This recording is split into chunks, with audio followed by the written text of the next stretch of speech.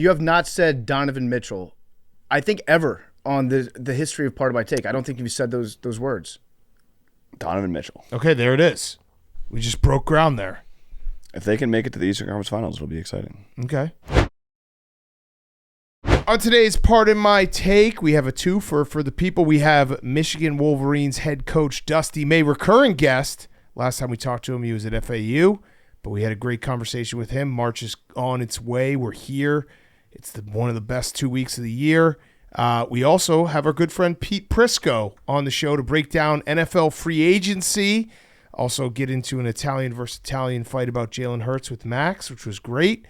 We're going to talk NFL free agency. We've got Hot Seat, Cool Throne. We've got Guys on Chicks, and it's all brought to you by our friends at DraftKings. Hey, basketball fans, are you ready to win real money? Check out Pick 6 from DraftKings. When it comes to basketball payouts, DraftKings Pick 6 dunks on its rivals, including Prize Picks. When you hit all your picks, you'll slam home higher minimum payouts on Pick 6 than flex plays on Prize Picks. And best of all, you'll win even more cash if you posterize the competition. Track your picks for a shot at huge cash prizes. That's all there is to it. Pick 6 is available in most states, including Missouri, California, Texas, Georgia, and more.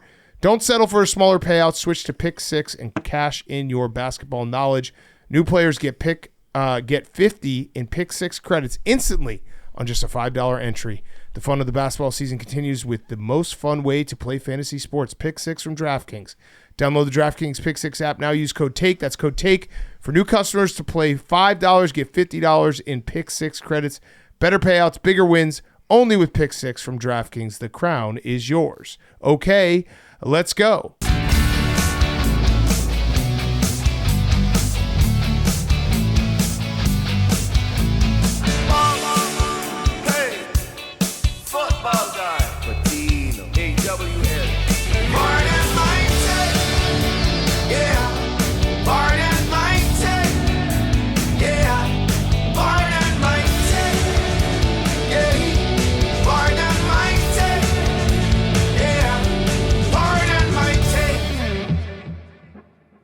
Welcome to Part of My Take, presented by DraftKings. The fun of basketball season continues with the most fun way to play fantasy sports, Pick 6 from DraftKings.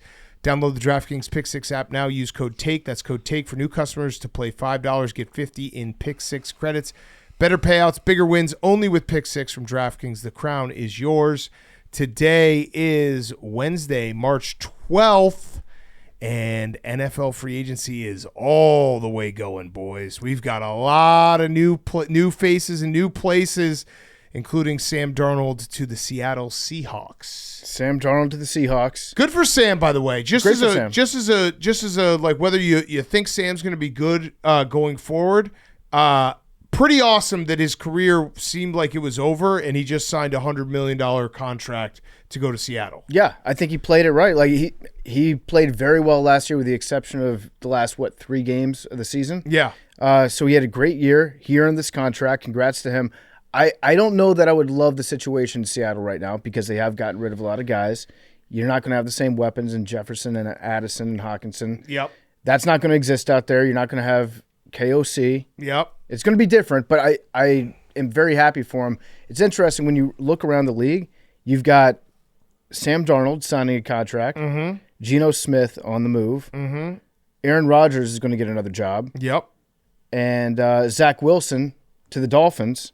Every former Jets quarterback did something big this free agency. Is getting something big. And the Jets got the memes. You got your guy. You got your guy, memes. Justin Fields is a New York Jet, just like you wanted.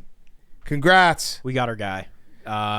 Happy for Justin. Happy for Justin. I'm excited. A lot of Bears fans have been DMing me saying he's a lot of fun. Big Cats told me he's a lot of fun. He is.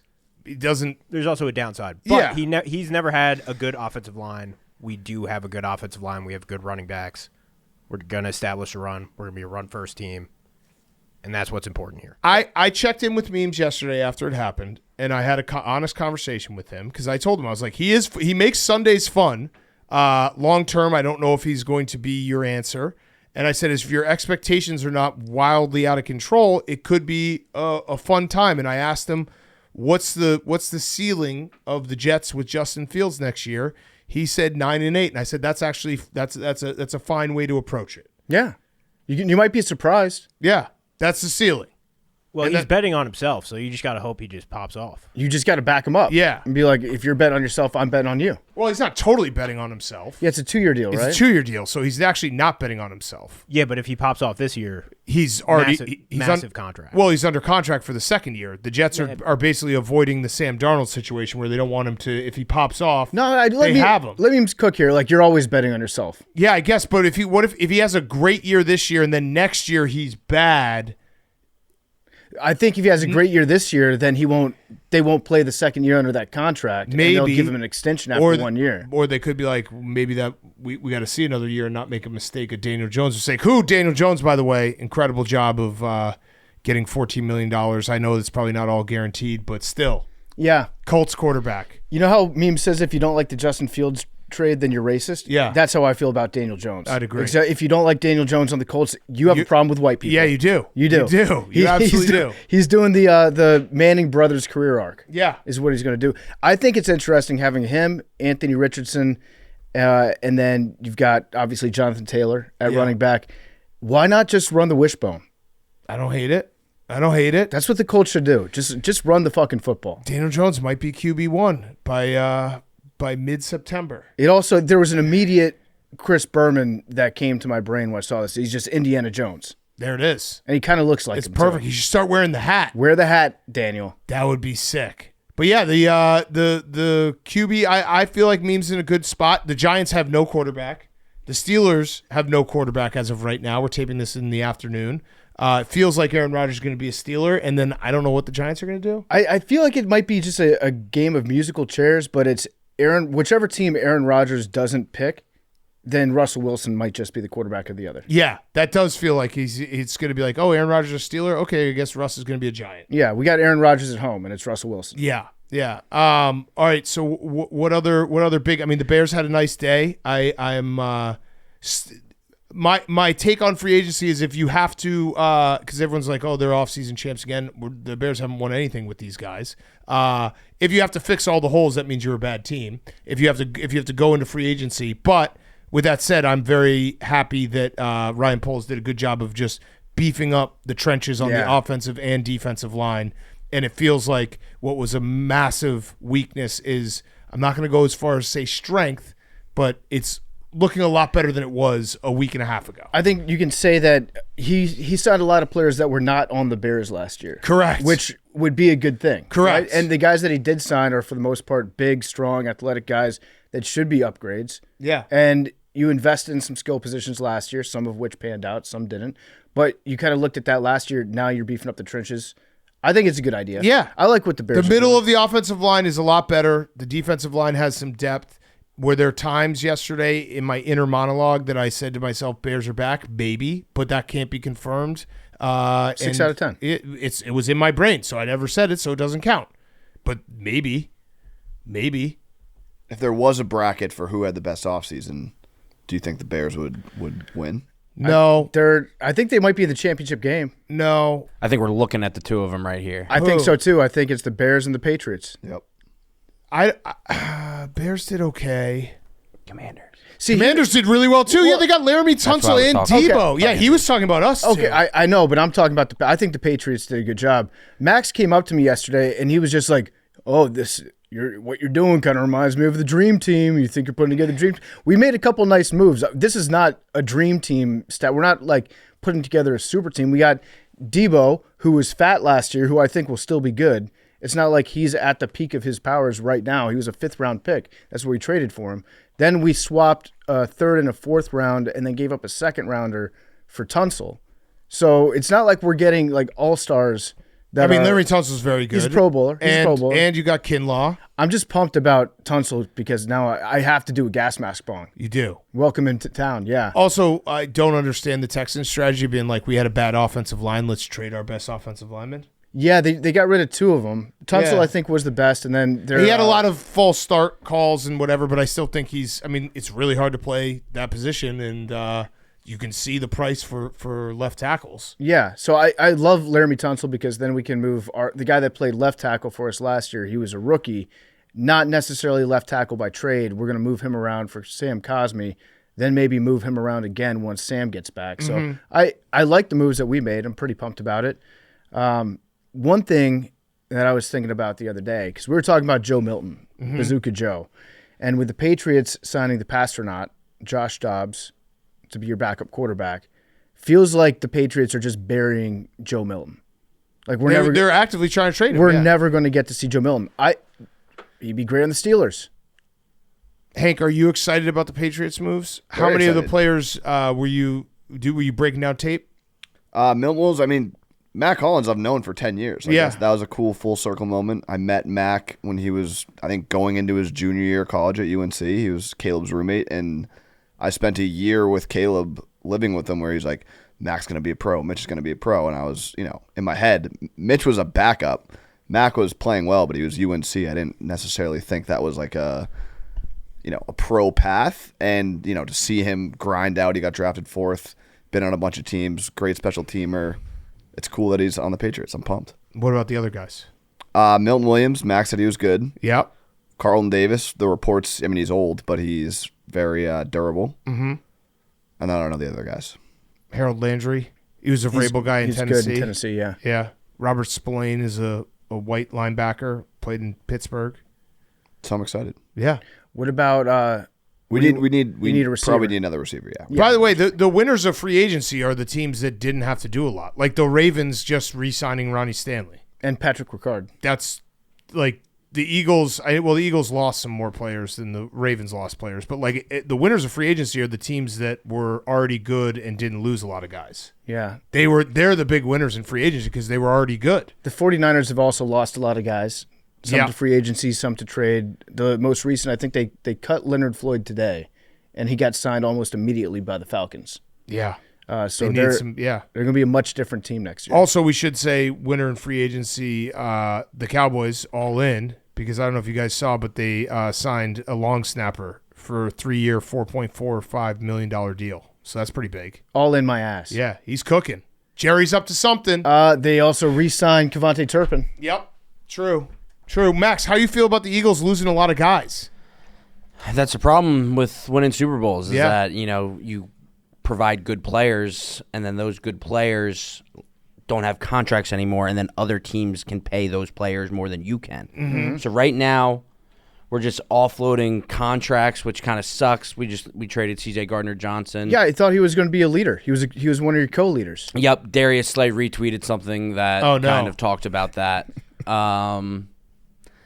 Yeah, no, but Gardner Johnson's actually been very mature about it. He did a thank you Philadelphia post, and then he also was on some live stream. He was talking about how it basically had to happen because he was like, I had to go. I just asked for them to send me to a contender because they have a lot of contracts that are coming up, and the young guys got to get paid. Mm-hmm. So that's basically what he said is we're not really saving that much cap space for this year, but we're saving a lot of cap space for the next couple years because we have a lot of guys on rookie contracts that are going to have to get paid. So even as he left town, he was being a leader. Yeah, no, he requested a trade right now in order to make the team better in the future. He didn't request a trade. He just understood the trade. Okay. Like he understood that if he's there, then Nolan Smith might not get paid, and Nolan Smith's got to get paid. It's a business. Yeah. It's business. It was business. What about Becton? What's Becton going to do? It looks like he's gone. We're not going to be able to afford to pay him either. Damn. We instead went and traded for statistically the worst offensive lineman in the NFL. But Mekhi Becton was also a bad offensive lineman, and then Coach Stoutland coached him up, got him ready. So hopefully we can do the same thing.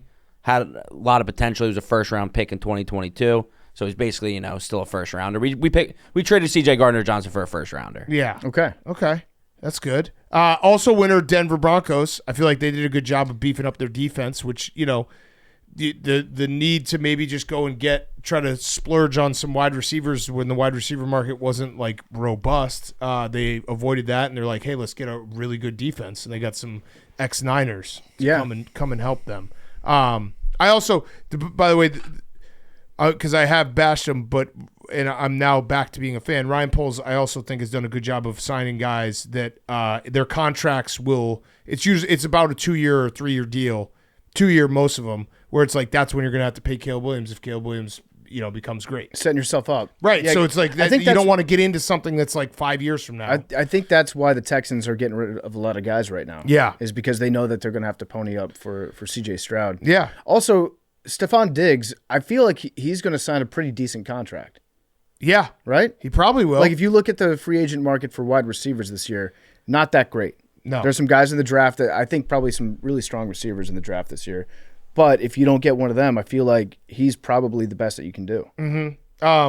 Also, Giants fans, I think this is probably the end of the making fun of Saquon Barkley and not re-signing him thing, but signing Darius Slayton for 3 years, $36 million, when Saquon Barkley got 3 years, $37 million. That's the end, though. I think it's the end. But that was pointed out a lot of times. And it was also the 1 year anniversary of the Eagles signing Saquon today. I saw that Shefty tweeted that Commemorate. 1 It year feels mean. anniversary. Like, really? It feels like everyone's just shitting on the Giants, which I get. But just back off. They know what they did. Also, loser, the Bengals are still have a bunch of guys that they have not paid that they need to pay. Yeah. And that seems like a pretty tough situation they're in right now. I have a question for you, Big Cat. Yes. Do you think that we've seen the last big quarterback move? No. And Well, I'm not talking about Aaron Rodgers? I'm not talking about Aaron Rodgers. Joe Milton. I'm not talking about Russell Wilson. I'm talking about a quarterback that has a job right now. Kirk Cousins Kirk Cousins might be. count? I feel like Kirk Cousins may be to Cleveland because or right Giants. now Cleveland's move is Kenny Pickett. He could be Giants too. He could also be a Giant. I think we probably have seen the last of the big. Why do you have something? No, I just heard something on the radio the other day and it got me thinking. Go ahead. Kyler Murray. Oh. Yeah. Do the Cardinals love Kyler Murray? I don't think they should. I don't know if they should. And you got a coach that might need to shake something up, keep his job. Interesting. I like that. I kind of, yeah.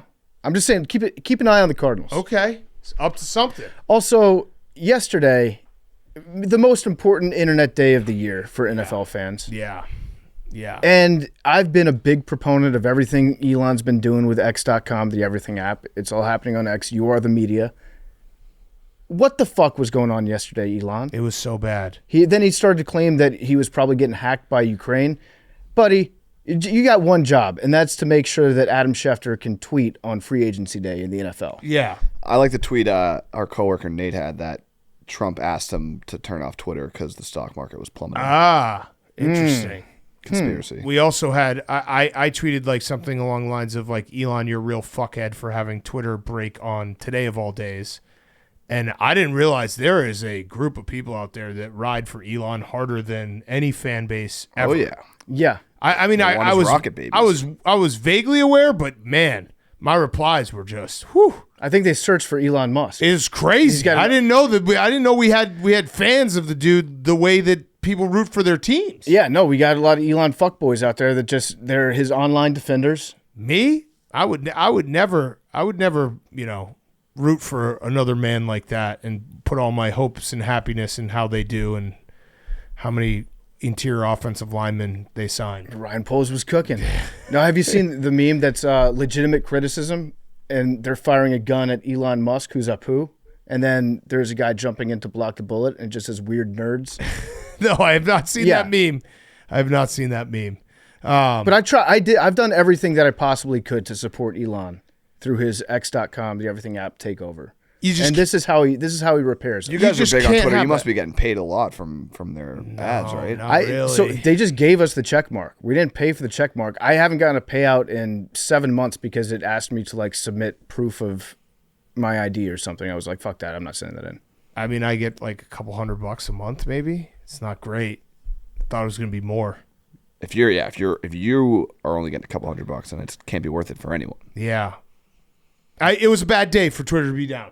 Very bad day. Send some of those 19-year-old, send Big Balls, the 19-year-old guy in Doge, over to take a look at Twitter's source code. Just get it fixed. Fix that up for me. All right. What other free agent either teams or players? We're going to talk about Pete Prisco. We're going to get into depth with him about winners and losers.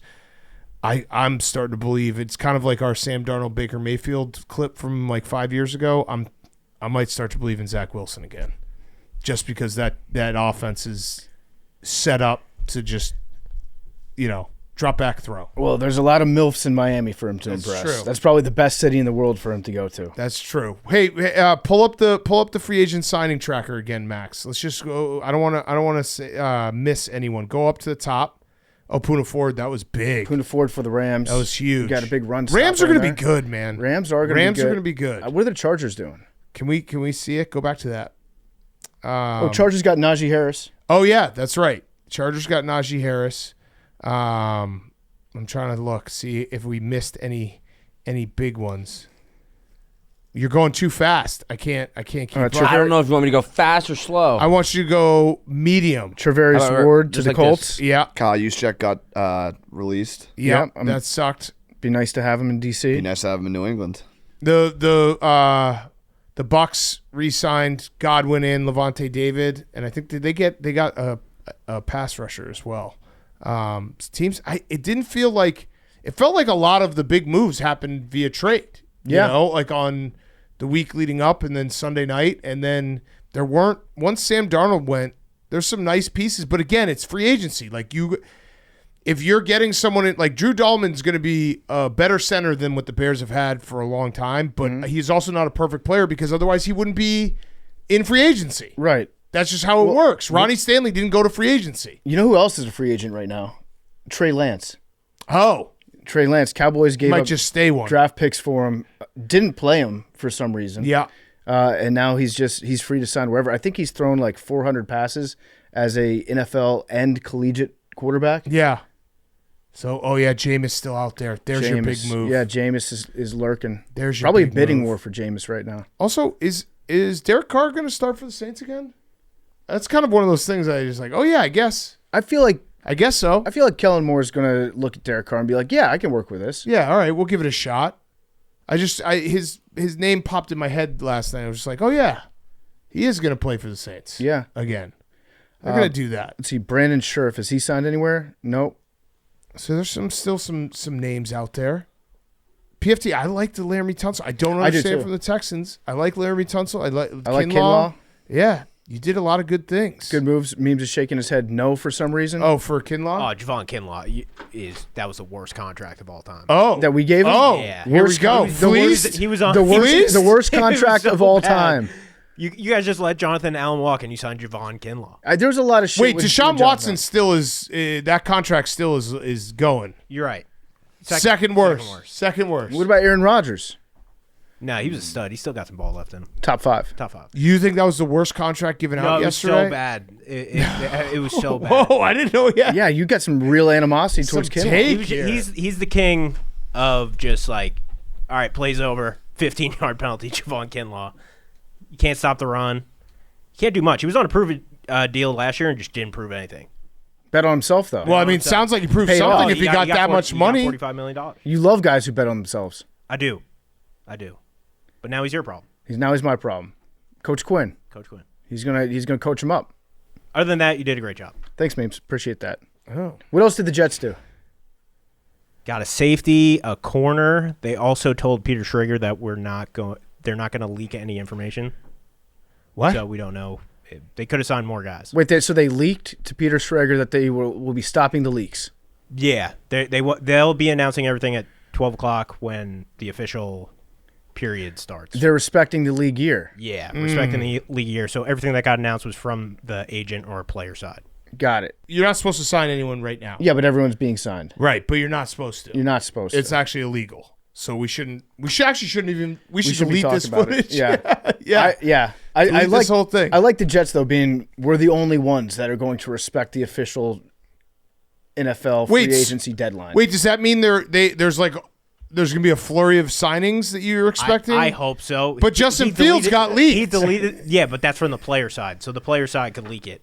But inside the building, I don't fucking know. So what? So they're basically just telling you, don't worry. Players and their agents would leak it if they were signing with the Jets, though. Wait, so the Jets are basically doing like if you forget your significant other's like birthday or like Valentine's Day, you're like, wait till you see the present I got you. Yeah, it's coming later. It's in the mail, and then you have to like rush out and grab something. That's what they're doing. Yeah, that's what they're doing. He also deleted that tweet immediately and then quote tweeted somebody and was just like, yeah, they're not telling anybody anything. Okay. What about your boy, one of the saviors of the season from last year memes, Hassan Reddick? Oh, we got a conditional 4th-round pick for him. You got There a you 4th go. rounder for him. So Pick now up he's some picks. now he's with the Bucks, right? He's with the Bucks. What happened with that? Did you ever find out what the explanation was? Why? Like, you guys should have extended him when you signed him, when you traded for him. Yeah, we should have. And then it was just a hold off between him and Joe Douglas. He never came in, got fat, refused to play. Didn't get a contract. Went to free agency. I love memes' breakdowns of these things. Because that was such a weird saga that went on. Yeah, it was. Yeah, It was very It weird. didn't work out. He got a 1-year deal. Yeah. Also, congrats to the Bucks, Chris Godwin, big re-signing. Yeah. Big I was re-signing. hoping he was coming to New England. They know what they're doing in that front office down there. Yeah. All right. Should we do hot seat, cool throne, and then we'll get to our interviews. We're going to talk more NFL free agency with Pete Prisco, and then we have Dusty May as well. We're going to actually start with Dusty May. Let's do hot seat, cool throne. It is brought to you by our friends at Reese's. Reese's peanut butter cups are the perfect combo of chocolate and peanut butter. You can buy Reese's cups basically anywhere. Feed your fandom. Reese's cups are the perfect complement to the chaos of March. A drool-worthy combination of chocolate and peanut butter to go wild for. I love Reese's. It's my number one. It's my 1-1 S tier. We have them in the office, and I eat one a day. At least. I love, Hank, you and I. Well, peanut butter and chocolate guys, through and through. Forever. So eat Reese's peanut butter cups. Feed your fandom. I'll be eating them all March Madness. I'm excited. Reese's is the best. The lava cup, too. Whew. They're very good. They also brought The into caramel office. lava cup. Yep. That is outstanding. Outstanding. They brought the 4-sleeve. Yeah. So that's just, you're ready to go. You know what I do with those? I take 2 out, and I'm like, I'm going to eat 2 and then leave 2 for somebody else. I come back, the 2 are still there. I eat the 4. Yeah, always. Every always. Reese is the best. All right, Hank, your hot seat, cool throne. My hot seat is Tiger Woods. Took him. Very unfortunate. Today, he put out a statement that said, as I began to ramp up my own training and practice at home, I felt a sharp pain in my left Achilles, which was deemed to be ruptured. He got surgery for it today. Surgery went well, smoothly. We expect a full recovery. And he said he's back home now, planning to focus all my recovery and rehab. Thank you for all the support. All right. Okay. Is that his driving foot? I don't know, but his it's clutch just, foot. it's just injury after injury, year It's after over. year. It's over. It sucks, but it's over. It's probably over. Yeah. Yeah. He should enjoy his life. He's the best golfer I've ever seen. So go enjoy your life. Senior tour, maybe. That'd be cool. Just see him dominate. Just get Charlie ready. And then just, playing the majors. Yeah. Get Charlie ready to go. Next up. And then my cool throne is Superman punches. Yeah. Yeah, This this happened is sick. last night in the Utah hockey game. Simon Benoit, I don't know. Yeah, Probably probably Benoit. Benoit. Probably Benoit. Yep. I like the way you say it. Benoit? Like Beloit, Wisconsin? Who was the bad wrestler guy? Ooh, that would be Chris Benoit. Benoit. Oh, it was Benoit. Yeah. What'd he do? Why I is he thought it was bad? Benoit. He just wasn't great at selling punches. No, I was kidding. He was a murderer. Bad guy. Was he on Adam Schefter's tweet? Oh, We'll have to go probably check not. that So before Twitter. Was that Yeah. 2007? Yeah, it was a long time ago. Oh, Justin Reed, breaking news. Is Justin there no Reed. Benoits? No, it's Benoit. Benoit. But I feel like there's someone out there that's named Benoit. All right, so if you're a Benoit, hit us up. Former Chief Safety Justin Reed reached agreement today with the Saints on a 3-year, $31.5 million deal. All right, good for him. Good for him. So Simon Benoit Yeah, threw a Benoit. Superman punch in a fight. He kind of missed it. He dislocated his thumb, but then hockey guy move was in the penalty box, relocating his thumb himself. Love that. Relocating it? Undislocating it? Reducing the dislocation. Relocating. Is it If you relocating? dislocate it, what's the opposite of dislocation? I think it's Relocation. I think I don't popping it back Yeah, into pop place. it back in. I like relocating. Yeah, relocating's good. Utah hockey's big on that. Benoit. Benoit. Okay. It was sick, but he lost the fight. Yeah, he got smoked. If a But the man, picture You went lasts all forever. out. Yeah. Yeah. Like you have that picture in your house forever. It doesn't Yeah. matter. don't that ask me you what lost. happened Yeah. afterwards. Yeah. I He did the went all Superman out. punch. It was fun. It is an insane move to do in a hockey fight, though. On skates. yeah, I respect it. All right, PFT. Yeah, I mean, Hank took my tiger from me, so I'll say my hot seat is doctors in Argentina. Oh. Because the doctors that were looking after my personal hero, Diego Maradona, maybe the best soccer player of all time and fellow short king, they are currently being put on trial for homicide for killing Diego Maradona. What? I guess we're about to find out what happened, but he was being treated for a blood clot in his brain. They took his cocaine from him? It had nothing to do with cocaine. The 2018 World Cup where Maradona is up in the stands in his private box, that was the box of the decade. Yes. Because there's this glass pane that's in front of Maradona, and it's covered in white powder. This guy was having the best time ever. So he died in 2020, and then he had that blood clot in his brain. He had surgery. It was a success. Then he goes home. Then he died shortly thereafter. And they're saying that the doctors actually killed him. He's been dead for 5 years? Yeah, pretty crazy, right? That's crazy, yeah. So I would say that, yeah, okay. I say justice for Maradona. Yeah, I'd agree. He was the absolute best. I'd like to see the findings here. And then my cool throne is the Big 12 because they're playing their tournament right now, and their court is the weirdest fucking thing I've ever seen in my entire life. And the commissioner of the Big 12 said that it's actually a resounding success because so many people are talking about it. Oh, okay. So embrace debate. The court at the Big 12 tournament, which looks like a magic eye. It looks like if you've ever put on a VR headset and it asks you to scan the room to know where the walls and the floor are. That's what it looks like. They're playing basketball in a Louis Vuitton bag. Yeah. It's a Brooklyn Nets game. It's bad. I feel like if you're a player on the court, you probably don't mind it that much, but if you watch it on TV, it sucks ass. Yeah. It is. It's hard to look at. Okay, my hot seat is UNC fans because I don't know if you guys saw, but Cooper Flagg's mom. There was a viral clip over the weekend of doing the on the head because he threw down a dunk, and she released a statement and she said. It was a very intense situation we were put into, and we were taken back by the crudeness of UNC fans. We made our way into the arena.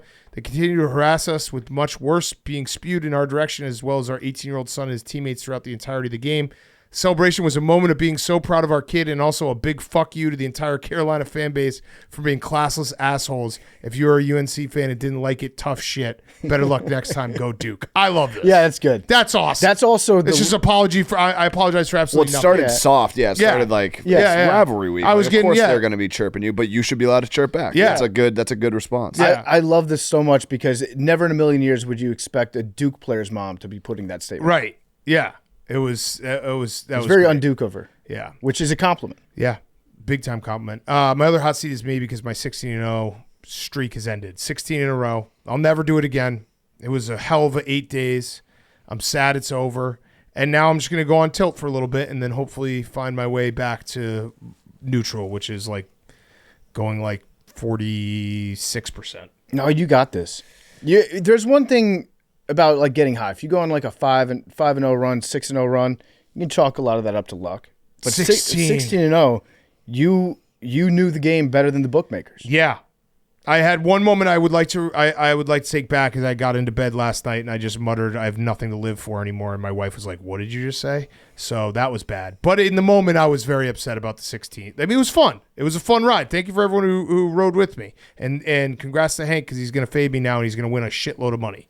It's going to be a great ride. Yeah, you made a lot of people rich in March. Yeah. So thank you. And now you get to you put in the puts.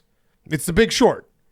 There's a bubble. You made a lot of people rich in March. You saw me buying a boat that rode you during the streak rich, and now you're going to make the now I'm going to give it all back. Yeah. So you're Robin Hood. You saw me buying a stripper pole in a boat, and you called Michael Scott, and you were like, "Hey, it's a bubble. We gotta short everything." Hank's Ryan Gosling, and he takes out one Jenga piece and it just says UNCW. Yeah. And then he smashes the rest of it with a baseball bat. Congrats. It's going to be a hell of a ride for you, Hank. You might go 16-0 the other way.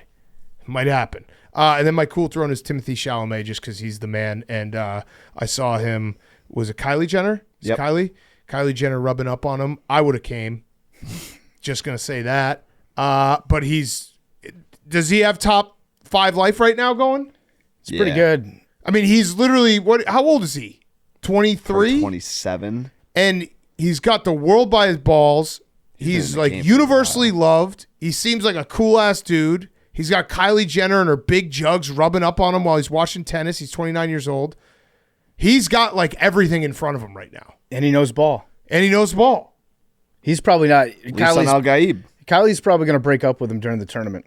Yeah. He's gonna be like, "Sorry, babe, I gotta watch ball." You understand? Yeah. A good follow on Twitter, big content guy, had a funny tweet about how we're so dumb as sports fans that all you got to do is just like say one thing about ball, and everyone's like, "Dude, that guy rocks." Yeah. And I think, hold on, I'm gonna find Miami it. of Ohio. What? Yeah. He was like, if Osama bin Laden had said, "I really like what Miami of Ohio is doing this year," we all would have been like, "You know what? That wasn't that bad what he did." Yeah, he's kind of a guy's guy. Yeah. I mean, just hung out with the boys in the caves, had the monkey bars set up. Yeah. Essentially, Al Qaeda was just training camp. It was the gambling cave, yeah. Yeah. Yeah, pretty much. Yeah. Timothy Chalamet is proof that you can change an entire nation's perception of you by knowing ball. If Osama bin Laden would have declared his love for Miami of Ohio's football program, we would have been like, we can always just rebuild those towers. Yeah. If Kim Jong got 3 picks right on College game day, I'm pretty sure we'd all just be like, that's just their culture. He ain't doing nothing wrong. Yeah. It's true. We're easy. Listen, Kim Jong-un does know ball. He does. Yeah. He's a massive Rodman guy. Massive fan of the 90s Bulls. Yeah. Big Rodman guy. If you're playing 2K online and you don't know who you're playing against, it's at a weird time of day, chances are pretty good that it's Kim Jong-un in North Korea. Yeah. Agreed. All right.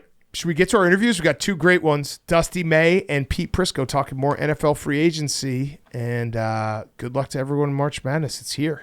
We're going to get into Dusty May in a second. He's brought to you by Truly. It is about to be an unruly boy summer. Pretty pumped about Truly being on board here. I love the Berry Blast. Big Cat, what's your favorite? Strawberry Smash. And then, Hank, you like the Citrus Crush? Yes, sir. Yeah, Truly's good. Pass me one of those Truly and Edelman's. Truly Unruly is the first high ABV hard seltzer that actually tastes good. 8% ABV. It hits hard, but it still tastes amazing. 8% ABV. If you're looking to have a couple pops this summer, if you're getting outside, it's springtime, looking to get out on the golf course, 8% ABV is going to be what you're looking for. It comes in 4 fresh flavors: the Tropical Twist, the Berry Blast, Citrus Crush, and the Strawberry Smash. It is the official hard seltzer of Pardon My Take. Find Truly Unruly at a store near you or visit www.trulyhardseltzer.com. That's trulyhardseltzer.com. Get involved. Truly Hard Seltzer. Dusty May is also brought to you by Experian. March Madness is good in terms of madness in basketball. Madness in credit is bad. To take control of your credit and your finances, make sure you pick the Experian app. Experian could be your financial Cinderella with tons of free tools at your fingertips to help you take control of your financial life. The amount of free tools you get with Experian could fill a bracket with things like your free FICO score. You could boost your FICO score instantly, free with Experian Boost. It's got free credit monitoring with alerts to keep you in the know on changes to your profile. It's got free access to a marketplace of credit card, loan, and auto insurance options, all matched to you. Freeze your credit file for free, helping protect you against identity theft. Make sure you're ready for your one shining moment with Experian. Go to the App Store and download the free Experian app now. Results will vary. See the App Store for details. Go to the App Store, download the free Experian app right now. And now, here is Dusty May. Okay, we now welcome on a very special guest, recurring guest. A little different this time. Last time was with FAU and his run to the Final Four. It is Michigan Wolverines head coach Dusty May. It is March. We're excited, Coach. I guess we got to start with the elephant in the room. Sunday, had a little dust up with Michigan State. Did you know that you're not supposed to step on another man's logo? Was that ever coached, in any of your meetings with the team? Well, the size of the logo, I assumed after the game we probably wouldn't be on the logo for senior night, but as the game was going on, I didn't know that was uncharted territory. Mm-hmm. Yeah. Especially we're shooting a free throw, and the time before that, the free throw situation before that, we missed it. They grabbed it, outlet it to half court, and Cohen Carr was at the rim in about a second and a half. So we were actually imploring our guys to stay alert, and in case we missed the free throw, to be ready to defend. And we didn't realize that it was that would incite a wrestling maneuver, but now we know. Yeah, and so, I would assume that you obviously you don't want players fighting at half court, but it's a rivalry. I would assume you're a sports guy. You love basketball. That's rivalries are good for sports. This is what fans want. I'm a big fan of Joel Mazzulla with the Celtics, so I was very intrigued by his comment about how the players should fight a lot more, and I'm not sure I subscribe to that big cat. But the thing of it is there's already a player that came out and they told us, the officials came over and said, hey, they have a tradition. They're going to kiss the floor. And I'd probably seen the Mateen Cleaves had done it before. And I'd even read where Respert had done it before after the fact. But I don't watch a lot of Michigan State senior nights, so I didn't know the exact protocol and procedures. And even now, I'm a little bit surprised that they do it during the game. Typically, you take your seniors out, they get an ovation, they kiss the court, and they move on, or they hug their teammates, whatever the case. And the officials told me this is going to happen. I said, great. And so I think it was Fiddler, kissed the court, went out, took the applause. And then I forget, the next player came out and something, and our players were standing in the exact same spot. They're actually looked like they were having a conversation. And by the way, we played it. They probably weren't talking about the next assignment, but they're standing half court chatting, and then just out of the blue, something angered Holloman, and obviously came in with the aggressive maneuver. But yeah, now we know. We'll I guess hopefully we're not in this situation anymore. But next time we'll clear the logo that covers about a third of the court and keep it rolling. Yeah, you got to respect the ass kissing. Yes. The ass kissing is a big deal there. So in a way, could this be a good thing going into the conference tournament? Because in hockey, I always feel that way. If like the team I'm rooting for loses a big hockey game and there's a big fight at the end, stir things up a little bit, get the sticks tapping a little bit, change their momentum. At least your guys are fired up, right? Going into the tournament, could you spin this into being a good thing? Yeah, and to be honest, we were atrocious to begin the game. The first 10 minutes, they were playing at a different speed. They were playing 2x on podcast, and we were at 0.5. And the second half, we competed at a high level. We looked like us again, even though we didn't really make shots. We took care of the ball. We defended much better. We played with more aggression and physicality. So it gives us hope that we can find our stride this last week or so against some of the most talented teams in the league. We haven't competed at the level we needed to or play as well as we could have. But now a new season starts, so we're excited for the Big Ten tournament. Hopefully a Sunday would be a great rematch. Yeah, so, I mean, your season's been interesting because you guys obviously started really hot, and the end of the season has been, the Big Ten's tough. It wears on everyone. What is the message, though, when it's like you lose 3 straight going into the tournament? A lot of this tournament, because you've been to a Final Four, is getting hot at the right time. So is it drastically changing anything, or is it, hey, we just have to start doing the little things better? Well, in the Big Ten now, there are breaks that you receive or you're in the wrong end. And our schedule, I think we played 4 games in the last 13 days against some of the best opponents. So where other teams had it earlier, and obviously we have an advantage being in the Midwest where we're closer to most of the teams in the Big Ten. The West Coast schools have to travel more. There's just disadvantage and advantages of being in a league this big. So now, by us securing the double bye, we have some time to practice and rest. We really haven't had an opportunity to practice in a couple weeks because the quick turns and the mandatory day offs and whatnot. And we don't have the depth that a lot of the other teams have. We've got a couple reserves that have been injured and ill and haven't played.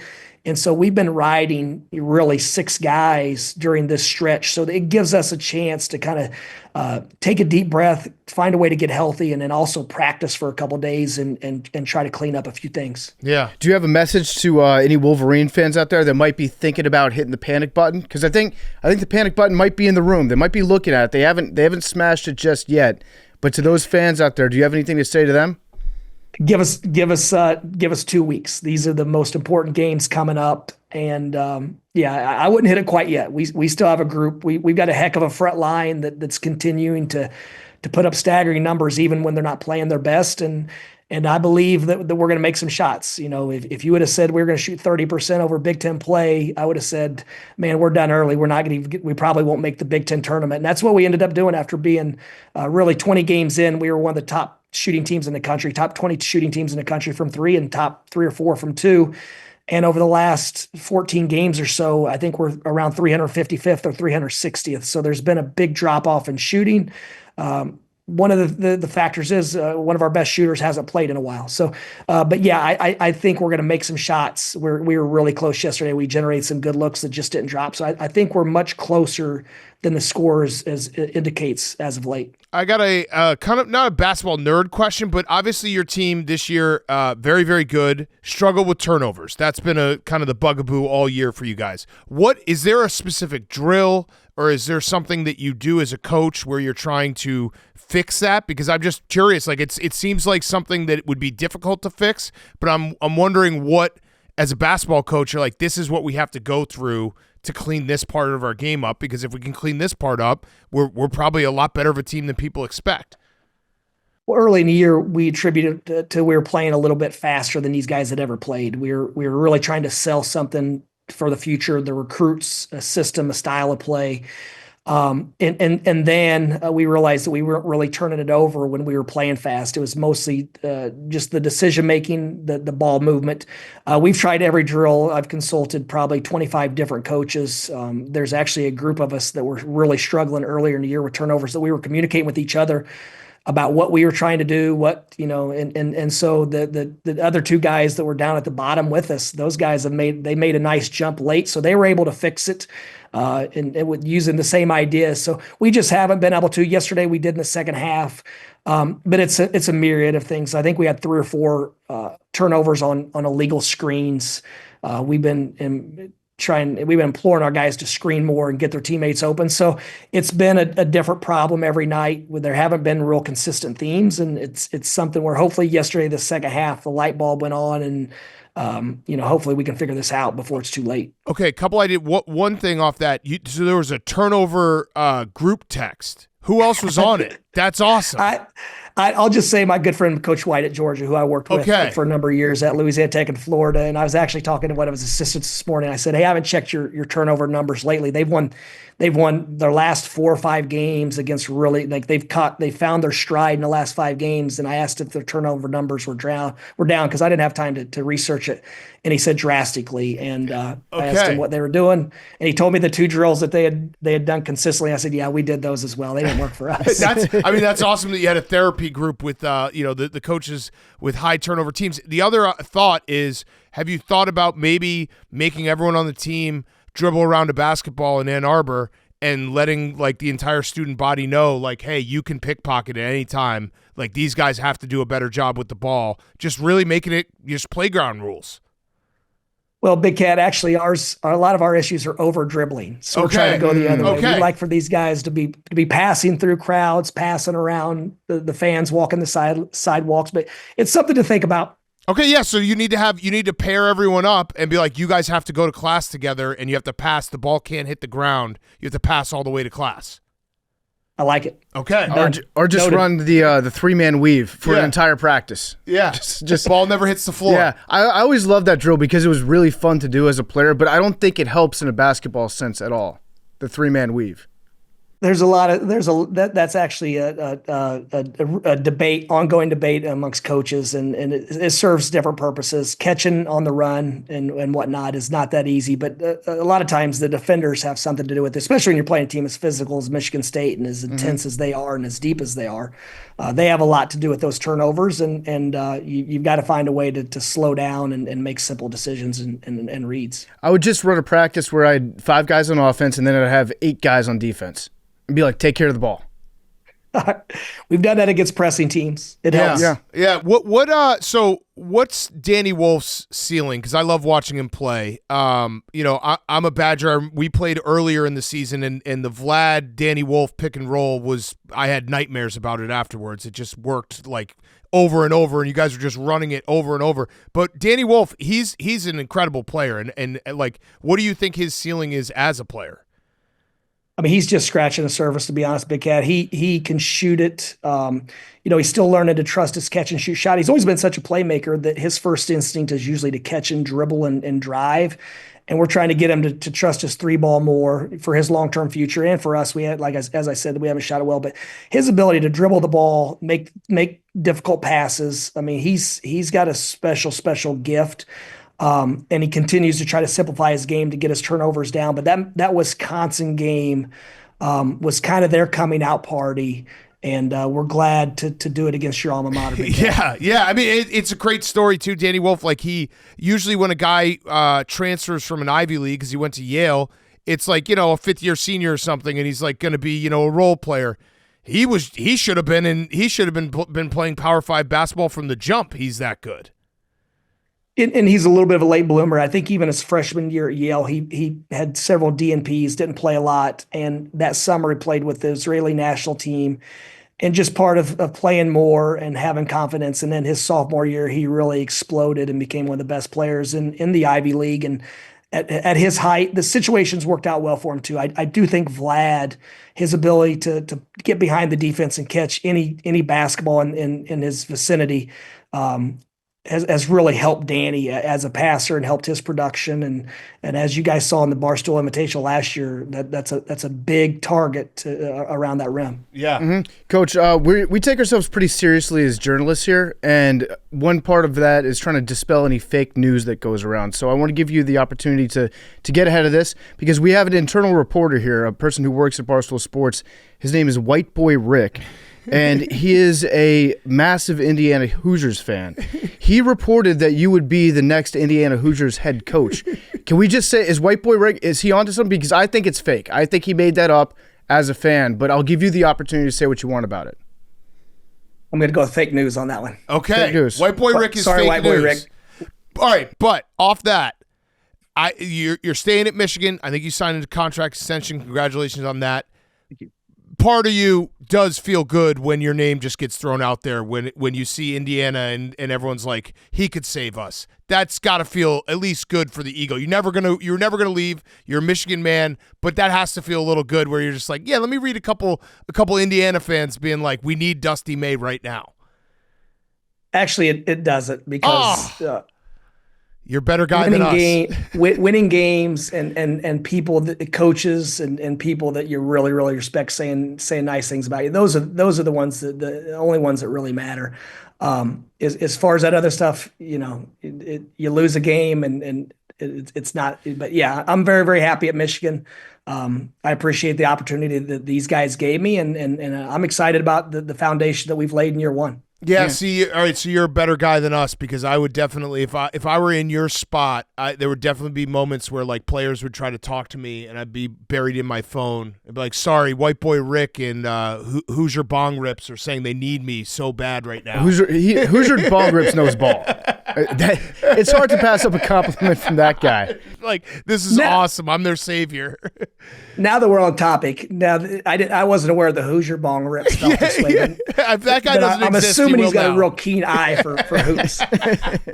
Yeah. Quiet eye. He's got a quiet eye. Yeah. They're red, but yeah, he's got a good eye. I read that you bike to work every single day. Did you keep that up throughout the entire winter in Ann Arbor, or did you take a couple days off? I took a couple months off. Yeah, that was a Boca thing. And I tried it the first day it got cold. I tried it, and I was about a mile up the road, and my hands were frozen. So then I'm riding with one hand, switching hands. And so, yeah, it didn't work out. I parked the bike. The sun, it's 60. My wife just texted me a little bit ago. I left early, and she said it's 60 today. Make sure you make your calls outside. Yeah. And so apparently we're going to get a little bit of that Boca weather now, and I'm excited for it. Did it hurt a little losing that as a recruiting, chip? Because when we last talked, when we last had you on, I think you said like, hey, when recruits come here, I just say look outside. How did you get your FAU guys to come up to Ann Arbor? Did you just trick them? Did you delete the weather app off their phone? The spring, summer, and fall in Ann Arbor are amazing. So that's when we're doing most of the official visits. Okay. And so we brought a lot of guys up from the south, so they didn't get hit with the sledgehammer until about really November, December, and it was too late. They'd already signed up. They're already here. So. Yeah, and you got to just tell them, hey, look, in the winter, you're going to be locked in the gym anyway. We got to get you better. So it's like, this is no distractions. You're in the gym. Big Cat, you're a heck of a salesman. Yeah. Let me know if you're interested in us creating a GM position. I would never do it for Michigan. Although actually maybe I kind of technically am, just by working at Barstool Sports. For the right price, yeah. Well, Dave, I mean, everything at this company is just geared towards Michigan NIL. So I don't know if you heard that. You probably did. You probably have been in on the meetings. I've heard that. Every podcast we do on Pardon My Take, like half of the proceeds go to Michigan NIL. People don't realize that. I like that. I'm a big fan. It sounds like we have one of the best leaders, quarterbacks coming in. So I'm fired up for that. He's made a great first impression. Yeah. Maybe get on the phone with Larry Ellison. Be like, hey, I hear that your wife really likes this guy. This 5-star recruit from DeMatha. Yeah, big fan. So we had Rick Pitino in studio a couple weeks ago. He said he's not even recruiting high school guys this year. Is that something that you've considered, or is it like we still got to do both because it obviously everything's changed with the NIL? We're going to do both. We signed 2 high school players early, technically 3, and we brought 1 in at Christmas time to redshirt second semester. We thought that would help his development for next year. So we're going to do a combination of both. We do think for long-term sustainability at Michigan, there's a lot more constraints in recruiting than there are other places as far as we can't take third-year juniors. There's some things so we have to have a feeder system and be developing some young players and also just the way that we like to coach and we like to teach. We enjoy the relationship piece. We enjoy having lifelong relationships with them. So we're going to do a combination. We're obviously going to hit the portal this spring aggressively, but we're going to continue to recruit high school players as well, just not as many as before. Yeah. What is a Michigan man, and can you become a Michigan man, or is it something that you're born with? You're definitely not born a Michigan man. I'm evolving into one right now. So it's someone that this place, there's so much pride and esteem in the connection, the relationships, the brand of Michigan, what it stands for. It truly is an honor to walk into the functions and meet the people that I'm able to meet as the coach and our players are able to interact with. So we take a lot of pride in representing Michigan and what it stands for. And the Michigan man is real to us. We're trying to find guys that are they're high achievers. They're extremely motivated. They care about other people and we've done a good job of identifying those in the first cycle. I know that you're always looking to improve yourself as a coach, and I read that you were reading the was it the Know Your Why book? The Why is Everything, the book with Shanahan, McDaniel, McVay. I think you might have read that this fall. What did you pick? Yeah. What did you pick up from that you relate to your job? Oh man, the evolution of McVay, number one. I think we all go through it at a different stage. I know. Years and years ago, I was an assistant coach and we got fired and it caused me to completely realign my values and I instantly became a much better coach, much better mentor, much better father. And so that's the one thing that really stood out. And then obviously just the Shanahans, their forward thinking. I don't follow football anymore. I used to, when you have kids and you have a job that's just demanding, you can't spend 6 or 8 hours on a Sunday watching football or, I do watch college football still, but, and so just the evolution of what that coaching tree was able to accomplish and how the forward thinking and the connection amongst them, how they helped each other and how they saw things in people that others didn't see and had a different way of doing things. Because especially for us starting this year, we felt like we had to be different in some way. We couldn't simply come in and try to play like Purdue or play like Michigan State, be a carbon copy and beat them at their own game. So we went with the 2 7-footers. We tried to do things differently and it allowed us to be in contention in the last couple weeks of the season. And that's all you can ask for other than finishing the job. Yeah. So in the course of a season, you have all these ups and downs. How many times would you say after a practice, you're like, that was a Bob Knight practice? Because obviously, you started your basketball career underneath him in Indiana. Is there a moment where you can be like, yeah, you know what, that was a Bob Knight practice? Like the guys, we worked them really hard and they felt it, and we got a lot done. Can you pinpoint how many Bob Knight practices you have a year? We didn't have any this year. Oh no, we didn't have any. Maybe you need to get one this week. We'll have a few. We'll have a few, but we had a lot of, we brought some guys in that didn't practice all summer. We were shorthanded really until September was the first time we could actually scrimmage with a full group. So we just didn't have the manpower to really bang with the physicality and develop the habits that we needed to be I said it yesterday in the post-game press conference, there's a big divide between first and second. Yeah. And we learned that this year, but going forward, we do know that to get there, what it's going to take, and it's going to be whether we're willing to do it or not, and then catch the breaks you need to as far as health and whatnot. Would he ever turn fouls off in practice? Would he ever be like, all right, we're going to scrimmage and there's no fouls? Yeah, and even I was talking to Damon Stoudemire at Georgia Tech and about this past summer, and one of the ways that he said the best teams he's been on or been a part of in the summer, they would have basically like bodies on bodies practices and then bodies off bodies, where like one day a week they would just be able to foul the heck out of each other. You're simulating certain opponents, and then on other days you're simulating just playing good solid positional defense, trying not to make contact, so your guys are comfortable and familiar playing against any different style. Because there have been times when Vlad will have an off game finishing around the paint, and we'll be watching film, and I'll say, what happened here? What'd you see? And he'll say, the guy just moved out of my way. It threw me off because I was expecting contact. So Right. but yeah, if you're healthy and you got a full roster, we didn't play with near the level of physicality and toughness that Michigan State did. I would love to turn fouls off for practice. Just be like, go for it, boys. And if you don't want your players to hate you, you can outsource that too. You can call up Dan Campbell. Be like, hey, coach, come in, run a practice for us. Have our guys just beat the shit out of each other. And then you get to come in and be good cop later on.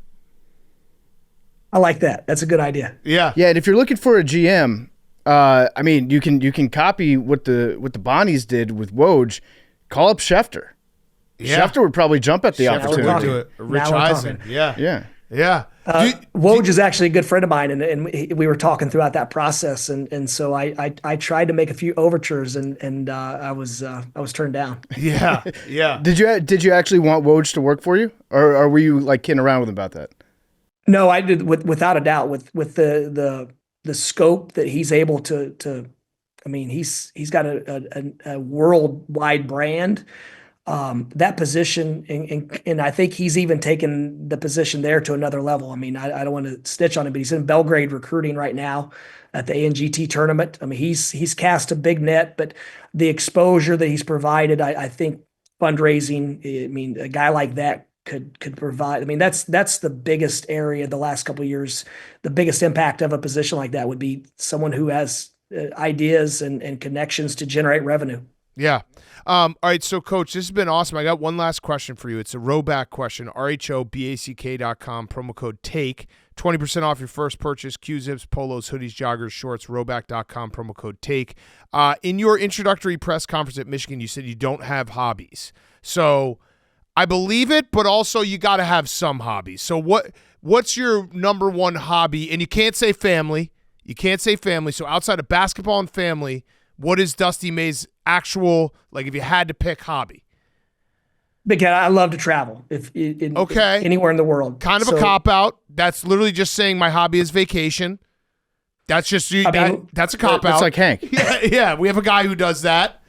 I mean, I enjoy playing golf for about 3 holes. You're Hank. Okay, you're Hank. Hank. Yeah, we have a guy who's for you. Yeah. Okay. And I enjoy talking crazy amounts of trash when we're playing pickup basketball. Or Okay. golf. You love Joe Mazzulla. You are Hank. Yeah. Yeah, you're Hank. Wait, do you? Yeah, anything. I mean, I like to bowl. I do it 3 times a year. So anything to compete. I love to compete. I mean, my wife and we play cards. I mean, we'll play solitaire next to each other, and I'll talk trash to her, even though the hands aren't even, just keeping scores. So when we're, cornhole. Okay.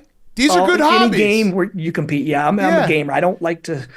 In high school, I worked at a video store, so I used to be a movie buff. So I finally have a guy on my staff that gets maybe 5% of my jokes. I can't even really tell jokes in the office anymore. I'm trying. So I got some hobbies. It's just I'm not gonna go play golf once a week or twice a week. But if we have an outing, I'll go out and hit the club and make some jokes. Okay, so and then you said, do you still play pickup with the guy? Like, do you ever get out there and like try to run with the guys? No, Coach White actually started this tradition at Louisiana Tech years ago. Every day we'd finish practice and then we'd work the guys out or get some shots up or whatever the case. And then as soon as the players cleared the floor, it was coaches versus managers and GAs. And you put 30 minutes on the clock, 45 minutes on the clock. And it's great camaraderie. It's a blast. So we did that at La Tech. We did it all the way through Florida. We did it at FAU every day as well. We had some gym constraint times there, so sometimes it turned into tennis matches with a group of guys other than one that had never played tennis before. And so, but yeah, anything to compete. So I had major knee surgery a couple of years ago, but I've recently started playing again. I've played probably 3 or 4 times this year, and try not to go inside that 3-point line on either side. That's smart. Yeah. What's the hottest you've ever gotten from 3? In a pickup game? Oh, Yeah. a legendary pickup games. in a real organized game, not very hot. Yeah. That's great though. That is good camaraderie. I mean, if you play we play hoops here in our office on Friday afternoons, and like we basically, there's one guy who's a total douchebag who calls a bunch of fouls, and we all just hate him, and that's camaraderie. You know, Absolutely. We're like, yeah, that guy Absolutely. sucks. Yeah. Nothing brings a group together like a douchebag calling terrible calls. Yes, Terrible exactly. calls. Yeah. Shout out Nikki We Smokes. can all agree on that. Yes. And if this guy stands on the logo at the end of a pickup game, we all just beat the crap out of him. we simulated Power bomb him. You Yeah. go cable guy on him. Yeah, absolutely. I got that reference. There we go. We got it. All right. Well, Coach, thank you so much. Really enjoy having you on every time, and best of luck in March. Likewise, guys. Big fan. Thank you. Dusty was brought to you by Venmo, where you can sign up for the Venmo debit card in seconds and add your card instantly to Apple Pay or Google Pay to use your balance right away with no monthly fee, no minimum balance requirement. Pay in-store or online with your physical card or a digital wallet. It's up to you. Earn up to 5% cash back at top brands when you shop with the Venmo debit card. The Venmo debit card works with the easy-to-use app that you already know and love for paying your friends, where you can seamlessly split transactions with a few taps and manage your card settings right there in the app. Safety is built into the app with 24/7 fraud monitoring, purchase protection on eligible purchases, and the ability to easily lock your card directly in the app if your card is lost or stolen. The Venmo MasterCard is issued by the Bancorp Bank, N.A., pursuant to license by MasterCard International Incorporated. DOSH offer terms apply. Start spending your Venmo balance instantly with a Venmo debit card. Sign up today at venmo.com/card/apply. And now, here's Pete Prisco. Okay, we now welcome on a very special guest, a good friend of the program. It is the Italian Stallion. You can see him on CBSSports.com or CBS Sports HQ. He's tan as tan could be. It's Pete Prisco talking some NFL free agency. Pete, first of all, thank you for joining us. I wanted to start before we get to free agent winners and losers. Did you feel extra vindicated? Because I think that you're the number one guy out there who always says, hey, everyone shut the fuck up. It's always about the money. Did you feel extra vindicated when Myles Garrett decided, oh, I actually want to stay in Cleveland because they offered me so much money that I can't say no? Of course. It's always about the amount. I mean, think about this for a second. He does that, and then you have DK Metcalf who says, I want to go to a warm weather and everything. And what did he do? He ends up in Pittsburgh. Yeah. I mean, so, yeah, absolutely. It's always about the money. And like I said, I go around and ask players, rank them. I think they all rank first. Money. What do you think they rank second? Hall of Fame. Of course. And then the ring is third. And you know why? Look around. Guys sell rings all the time on eBay. You can go find Super Bowl rings all the time. You know what they don't sell? They don't sell their money on eBay. You cannot sell money on eBay. That's against the terms of service. But you can't. Correct. You could try. I actually might try to list some money on eBay, see what it goes Yeah, if we for. sign the money? Yeah, autographed money. Is that illegal? Yeah, $100 bill, sell it for $1,000. You could do that. Yeah, it might be illegal. That might be illegal. You can sell bath They're water gonna on come eBay. looking for you too. I saw that. So there's actually one exception. You're right for the most part. I think it's always about the money. Chris Godwin, though, I feel like he could have gotten more money elsewhere, but he likes Tampa. He likes Baker. He likes that offense. He wanted to stick around. Yeah, and again, it's your own personal choice. What's the difference? Some people will say, well, what's the difference between having an extra $15 million and not, and being comfortable in Tampa? And I think in that scenario, he did like Baker. He likes the offense. He likes where he is. And I'm sure the family wanted to stay there. So sometimes you got to, be happy for the family, and they'd make a choice rather than you make the choice. But again, $15 million is a lot of money to leave on the table when you're talking about generational wealth and you're passing it on down to your families. And that's why these guys always say, oh, it's not about the money. Maybe not right now for you, that $15 million isn't big, but as it hands down through generation to generation, it becomes big. So it's always about the money. And it's also with the NFL, a lot of these guys get one crack at it. You get one crack at this at your free agency. You're not gonna be sitting there when you're if you're playing a offensive line or defensive line. You're not gonna be 35 years old being like, I'm still gonna cash in. So the money is always important. All right, winners and losers. Answer this for me though. I said this on Monday, and I wonder because you watched the tape. I don't really understand what the Seahawks are doing because I would rather have Geno Smith than Sam Darnold. And I think Sam Darnold's fine. I get it. Like, he had a good year. The time he spent with Kyle Shanahan in San Francisco, he gets reunited with Clint Kubiak in Seattle. I get it. But I feel like Geno Smith was a better option, and I don't really understand it. Well, he's older. Yeah. We forget that Geno, I mean, you look at Sam Darnold's only 27 years old. I mean, you think of him as an old guy, but he's not. So I think they decided to go in a younger direction because the money was getting a little out of control from what you hear, what Geno was looking for. And he's going to get that contract from the Raiders. Again, I go back to what I said before free agency.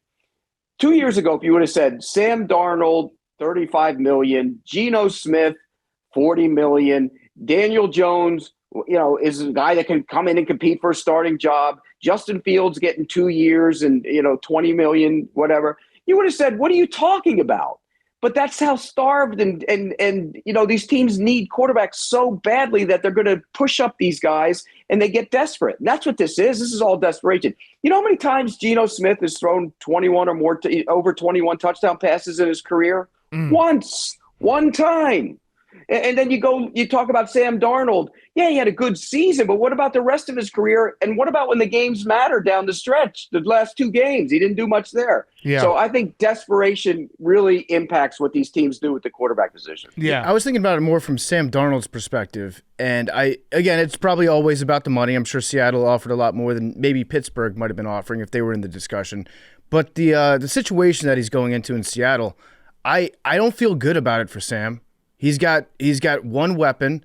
The offensive line isn't very good.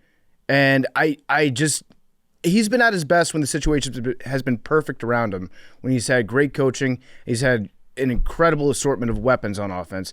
And now it kind of feels like he's taking that step back and he's going to be asked to do a lot of it on his own. I agree with you. It's not a great situation. And here's the other thing. Both you guys, I know you said it at the end of the year, everybody did. Oh, Sam Darnold became Sam Darnold again. Oh, my gosh, right? You said it. You admit it. You said it, right? Yeah. And so that's the biggest concern for me was what he did over the course of the regular season an aberration, and he get back to the norm, and now you're going to get back to being Sam Darnold again. That's the concern I have with Sam Darnold. Right, and it's life is a little easier when you're throwing it to the best, if not one or two wide receiver in the league in Justin Jefferson. All right, biggest winner that you've got from free agency, and I put a caveat on this because I think you agree, Pete. When you win free agency, you're basically admitting you're not a good team, because if you have to fix your holes in free agency, there's a reason for that. Like, there's the teams that were in the playoffs and made deep runs last year are not the most active because they're already good teams. Correct, and you're overpaying for players. You're paying great money for good players, and so you get into cap problems down the road. I get it. But some teams have to make those moves. Your team is one of them. Yep. Had to make moves. The Bears had to make moves on the offensive line. They had to fix the middle of that offensive line, and they did. At least they feel they did. Now, there are some concerns with those guys, and I'm always playing the flip side of it. Dolman is a wide zone scheme center, and in that offense, how does he fit? Because that's not what they do. Jonah Jackson was essentially benched last year, didn't play very well. They know him. And then you got Joe Tooney, who's a great player, but he's 32 years old. And now you're going to have to pay him after 1 year. So they do come with these asterisks next to him. But on the surface, I think they're great moves. And I love the Grady Jarrett addition. That guy, look, 10 years into the league, he can still get up the field. He's still going to be able to push the pocket. And I think that helps them from that standpoint. So I think the Bears actually did a nice job. But in 2 years, we might be looking back on it and saying those are more stopgap because they had to do it than having guys for the long term. I agree with that. The one thing I like what the Bears did in the fact that they made a very big weakness, what seems like fixed for now. You never know how it's going to turn out. But more than anything, they can now go into the draft where they have 3 picks in the top. I think it's like 60 select, or no, it's even higher than that, like top 50 selections, because they have that Panthers second rounder, where they don't have to reach. They can conceivably go best player available with those 3 selections instead of saying we need to get offensive line right now. I hope they still draft offensive line, but that's the part where I think they give themselves a little flexibility when it comes to the draft. You know what teams don't do a good enough job of doing is draft an offensive lineman in like the 4th or 5th round who might not start right away, but you're developing them for a year or 2 down the road when they do step in and start. And that's why offensive line play is so bad in the NFL. The development is awful. Here's the other part of it. If you look at free agency, you know what everybody did? They looked at the Eagles and they said, look how big and physical they are, and look what they do. And all the teams tried to mimic that. You know, look at both of your teams. You look at go and get Tunsil at left tackle. They want to get bigger. They want to get stronger. And they have questions on that offensive line with Cosme being injured. What do you do? Do you move Coleman to right guard? Do you move guys around? Where's Wiley go? And so now everybody's trying to copy exactly what the Eagles did by getting bigger and stronger physical up front. I don't know that you can say that we're all copying the Eagles. Like getting big, physical, strong, fast guys to play offensive line, that's generally been a good idea in the NFL. Oh, I'm with you. But you know how many teams have shunned that idea over the years by drafting skill players and this guy and that guy? There's only so many. I say it all the time. There's only so many big people on the planet who can play the game of football, and you have to find those guys. If you don't, you have major problems. That is true. I do like the Tunsil move, though, just because of what you said. Coleman, maybe put him at right guard for a little bit. He's played some of that.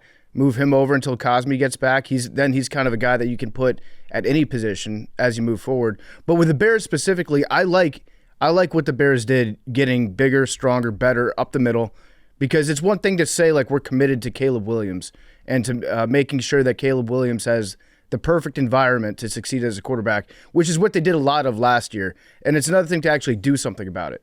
And I feel like you're actually doing something about it now. You know, it's funny. We think back to last year before the season, everybody said, oh, it's the greatest situation ever for a rookie quarterback. Yeah. And it really wasn't. It wasn't because of the offensive line. Now, a lot of that, he holds the ball, and he's got to quit, thinking he's at USC where he can turn a play that's supposed to go 1, 2, 3, 4 into a big play by getting out of there after the first read and making play. And sometimes he did. And sometimes he made unbelievable plays. But a lot of times he took those sacks 15 yards behind the line of scrimmage and it moves it back. So he's got to be better. Now that they're better in the middle, he should be better. Yeah, I agree. And he does have to be better. All right, other winners that you saw. The guard market. I mean, my God, look at the money being spent on those guys. And again, it goes back to the Eagles theory on, building on the offensive line. I mean, you got guys coming off major, Will Fries is coming off a major injury, and he just got a major contract from the Vikings. Mm-hmm. Ryan Kelly got hurt last year for the Colts, got a decent contract from the Vikings because they want to get bigger. James Daniels coming off an injury. They want to get a guard in Miami. He got paid. So the guards across the board got a lot of money. Yeah. And again, it goes back to following what the Eagles did. Pete, let me ask you this. How are you getting your news updates yesterday when X.com, the everything app, became X.com, the absolutely nothing app, when you couldn't refresh it, you couldn't get live information? What were you doing for free agency? It's weird. We were on the air, and so somebody on our air actually had their Twitter was working, and mine wasn't. And so we were kind of going through that. And Jonathan Jones was on with us, and so he was getting some live updates. But yeah, what the hell happened? I got up in the morning. I'm like, the worst possible day for that to happen. I know. Worst. It was awful. It sucked. It was awful. So one other team I liked. Actually, no, give me another winner. I'll wait to tell you who I liked until I hear from the expert, Pete Prisco. I thought New England, even though they had to overspend for a lot of guys, they had to fill spots, and they did a nice job. I mean, when you go get Milton Williams, to me, that's big for them because he's a game disruptor. He can put him in there. Then you add Spillane, and people say they overpaid for Spillane, but he's a good football player. Landry, they know, is a pass rusher. You get Carlton Davis, the team with Christian Gonzalez gives them a nice 1-2 combination. So I think the Patriots actually did a nice job. Having said that, they still need a left tackle. They still need a big play wide receiver, but they have an early pick in the draft that they can address that with. Mm-hmm. Yeah, they did a nice job with beefing up that defense, especially and also like a Harold Landry played for Vrabel, like trying to get the culture. Left tackle question. The Chiefs, I mean, that one was a little bit of a head scratcher. They got Jalen Moore, who was a backup in San Francisco. Now, obviously, he's Trent Williams' backup, so it's hard to break through. But am I wrong to say that the Niners have not had like the best offensive line? They've had a lot of injuries, and he never broke through, even like switching positions. Is that going to be the fix for Patrick Mahomes? Well, I think he played okay when he went in. He did a nice job last year when he went in and played for Trent Williams. And I think that's one of those things where you're paying for what's going up rather than what he is. Right. So they're speculating a little bit on it. They're going to move, Sumatia to inside to left guard, and now you're bigger and stronger on that offensive line. So it makes sense. did you want to get crazy? They were going to go get in a Ronnie Stanley thing until he re-signed in Baltimore. So did you want to go spend a bunch of money on some of those other left tackles? I mean, look what Tennessee did. I know. They paid Dan Moore a ton of money, and everybody in Pittsburgh wanted that guy benched over the years. Now, he was better last year, and he is only 26, and it allows them to move Latham to right tackle, which is where he should play. But that's a lot of money for Dan Moore. Does it also not feel like, and this could be speculating here, but doesn't it feel like it's trending towards the Titans are going to take Cam Ward now? I mean, that it feels like they need something, and Cam Ward, I think Shedeur Sanders has, some question marks. He feels like he's dropping in the mock drafts, but Cam Ward at 1, which will leave the Giants in a very tough situation, the Browns in a tough situation where I don't think they have a plan. Their plan would be to look at next year's draft when there's actually a lot of really good quarterbacks in the draft. And that's a problem. And look, I've talked to a lot of guys in the league the last couple of weeks. They're not all convinced that Cam Ward's the end-all, be-all either. I mean, somebody told me, look, he's got a throw motion from the side. We're going to draft him number 1 overall. And there's a lot to like about Cam Ward. There's also a lot to not like. They turns, big plays when he should stay in the pocket into bad plays. A lot of those guys do. Shedeur Sanders does as well. So will the Titans take 1 overall? I'm not sure they will, to be honest with you. Okay. Abdul Carter is a heck of a pass rusher, and those guys are hard to find as well. And I think you might be in that situation where you say, you know what, we'll bring a veteran in. Levis, guys, I take enough grief from saying it on your show about Levis that it didn't quite work out for him, but he's still there. So I'm not sure they're going to take a quarterback at 1. We're Will Levis guys. I like Will Levis. I think that the Titans and the Giants, they have to get a different quarterback, though. If you don't get a different quarterback, you're pretty much saying, like, I'm okay with being fired. Because I feel like this is the last chance that Daboll has, at least for the Giants. If you don't win some games this year, you're gone. You were almost gone last year. So we know a lot about how coaches like to save their jobs. And the easiest way to save your job as a head coach is to get a rookie quarterback. Maybe you don't start him right away. Maybe you put him in after 4 or 5 weeks. He shows some promise towards the end of the season. Then you make your case, and you're like, well, you can't change coaches now. We got something good working here. We needed some consistency.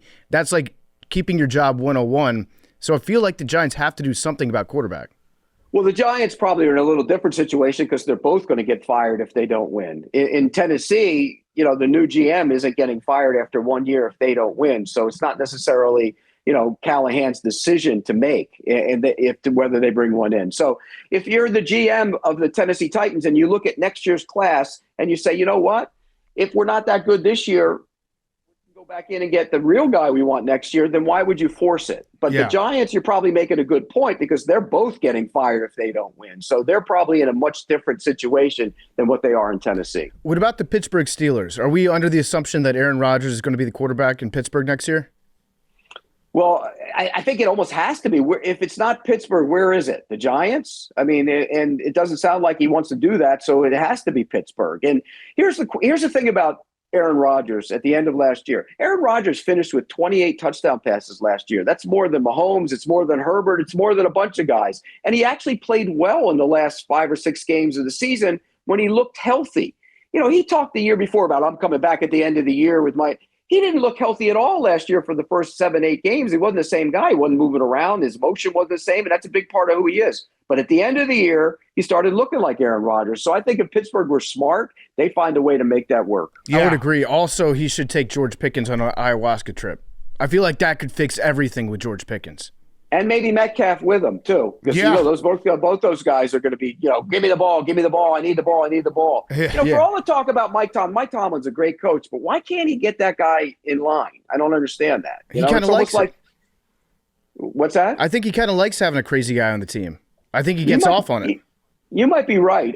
But these coaches, they all talk about, well, what's wrong? Like Mike McDaniel at the end of the year came to the podium and said, I keep finding them, and they're still late. Well, that's on you. Yeah. That's on the coach. Yeah. I mean, these guys you can't allow that to happen. I wouldn't allow it to happen if I were a head coach. What team or move is a head scratcher to you where you're like, I don't know what their plan is here. I don't know what their path is. It just kind of making moves to make moves.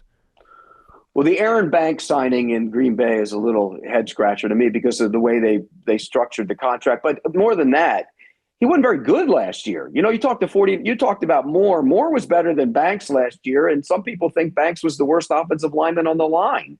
And here he is getting a nice contract because they're going to move Elton Jenkins to center.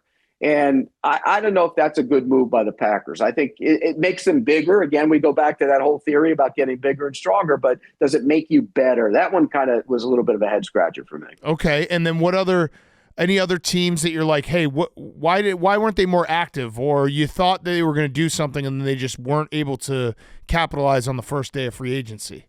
Well, I thought, Atlanta might look into the pass rusher market a little more, and they didn't. That one surprised me a little bit because I like the makeup of the offense. I think Penix is going to be really good, but defensively, they need to get a pass rusher, and I think that surprised me a little bit because there were some guys on the market that they could indeed go get. And now they don't even have Grady Jarrett to push the pocket on the inside. So I think pass rush could ultimately be their biggest problem next year. Yeah. Do you think before the end, let's just say by the draft, do you think Kirk Cousins is still a Falcon? There's some bitterness there now. I mean, you look at what happened with him at the end of the season when he kind of threw him under the bus by saying he was injured and he played injured. He was on the report. And from what I hear, they weren't real thrilled with that. And now they can keep him for $10 million and keep him as a backup and make him unhappy. And so, yeah, I do think he's still on their roster. I wouldn't do it. If Michael Penix is my quarterback, I don't want Kirk Cousins behind him at all.